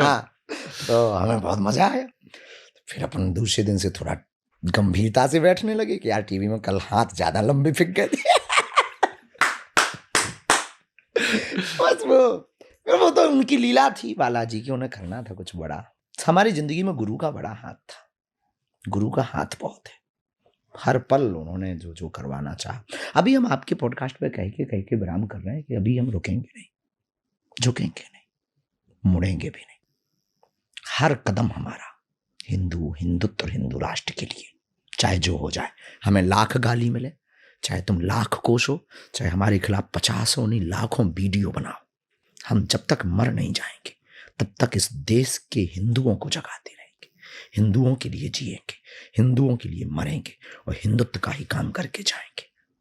हम ये नहीं कहते हैं, पर कभी भविष्य में अगर भगवान ना करे हिंदू उजड़ेगा और आने वाली पीढ़ी पूछेगी तो कम से कम ये तो नहीं कहेगी कि जब देश उजड़ रहा था, हिंदू उजड़ रहा था, तो हम झक नहीं मार रहे थे, तो हम दहाड़ रहे थे, पुकार रहे थे, ललकार रहे थे। जितनी क्षमता थी हमारी, क्या आवश्यकता। आप बताओ, हम साल भर 18-18 घंटे बिना जागे, बिना सोए 18-18 घंटे मेहनत करके कुछ भी 2, 5, 10 रुपया मिलता है या जो भी चढ़ोतरी दे देते हैं, मांगते तो है नहीं, कोई फीस तो फिक्स है नहीं है दरबार की, और उसको बेटियों के विवाह में लगाएं। हमें क्या पड़ी है कि हम भंडारा निःशुल्क करवाएं, तुम्हें दरबार भी लगाएं, तुम्हें चमत्कार भी दिखाएं, तुम्हें आशीर्वाद भी दें, तुम्हें मार्गदर्शन भी दें, तुमसे फीस भी ना लें, पर्चा भी हम अपना दें, भभूति भी हम अपनी दें और भंडारा भी हम अपना दें। हमें क्या जरूरत पड़ी है? अच्छी खासी कथा करते, जिंदगी जीते, टाइम से सोते, टाइम से उठते, 6 किलो वजन क्यों करते? हम क्यों 190 किलोमीटर पैदल चलते? हमें क्या पड़ी है? क्या वायरल होने के लिए? वायरल तो हो ही चुके हैं। क्या पैसे कमाने के लिए? पैसे तो यहां पर खर्च हो रहे हैं। किसके लिए? किसके लिए जी रहे हैं? किसके लिए बेटियों का विवाह कर रहे हैं? रातों भर तैयारी कर रहे हैं, टेंट लगा रहे हैं, लाइटें लगवा रहे हैं, सामान कहां से आना चाहिए, किसके लिए कर रहे हैं? किसके लिए हम जी रहे हैं? और हमारा इससे फायदा क्या? कैंसर हॉस्पिटल में गरीबों को, दीनहीन को कथा करके हमने प्रण लिया है कि कथा करने से जो भी हो आएगा वो हम हॉस्पिटल में दीनहीन गरीबों का निःशुल्क इलाज कराएंगे। किसके लिए? ना तो हमें नेता बनना है, ना तो हमें राजा बनना है, ना तो हमें तुमसे सम्मान पाना है। कौन कौन इलाज करा जाएगा ये भी जरूरी थोड़ी है।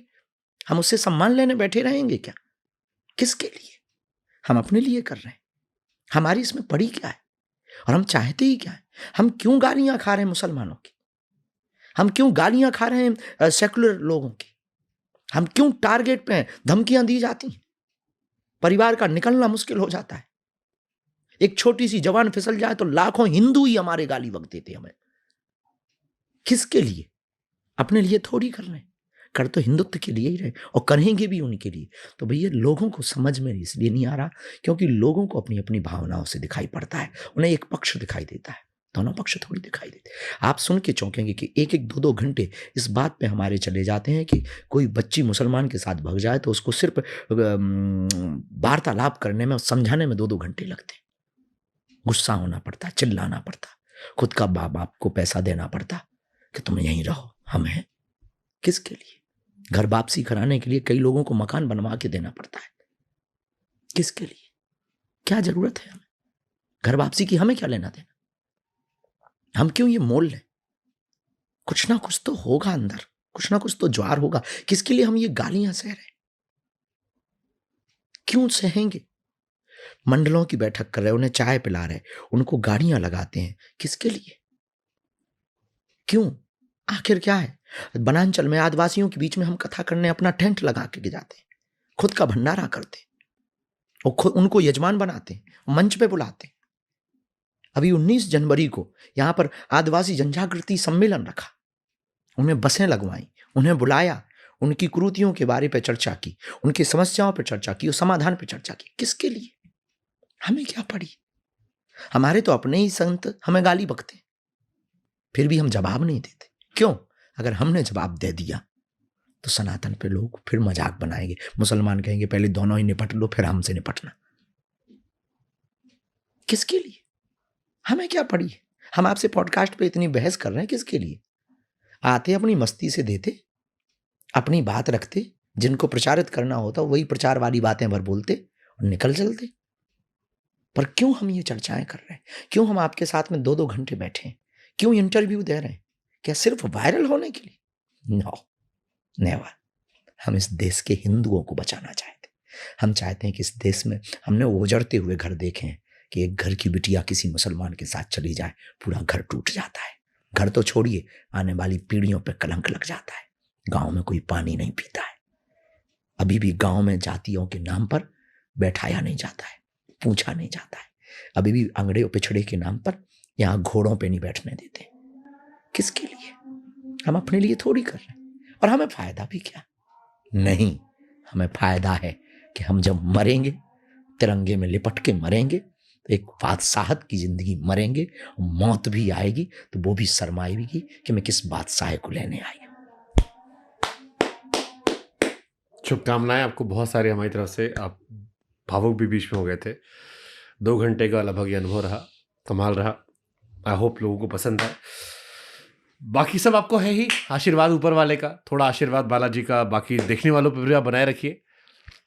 और अपना ब्याह कीजिएगा तो हमको पूड़ी खाने बुलाएगा, हमारा होगा तो हम बुलाएंगे। बेझिझक। जय भोलेनाथ। जय। जय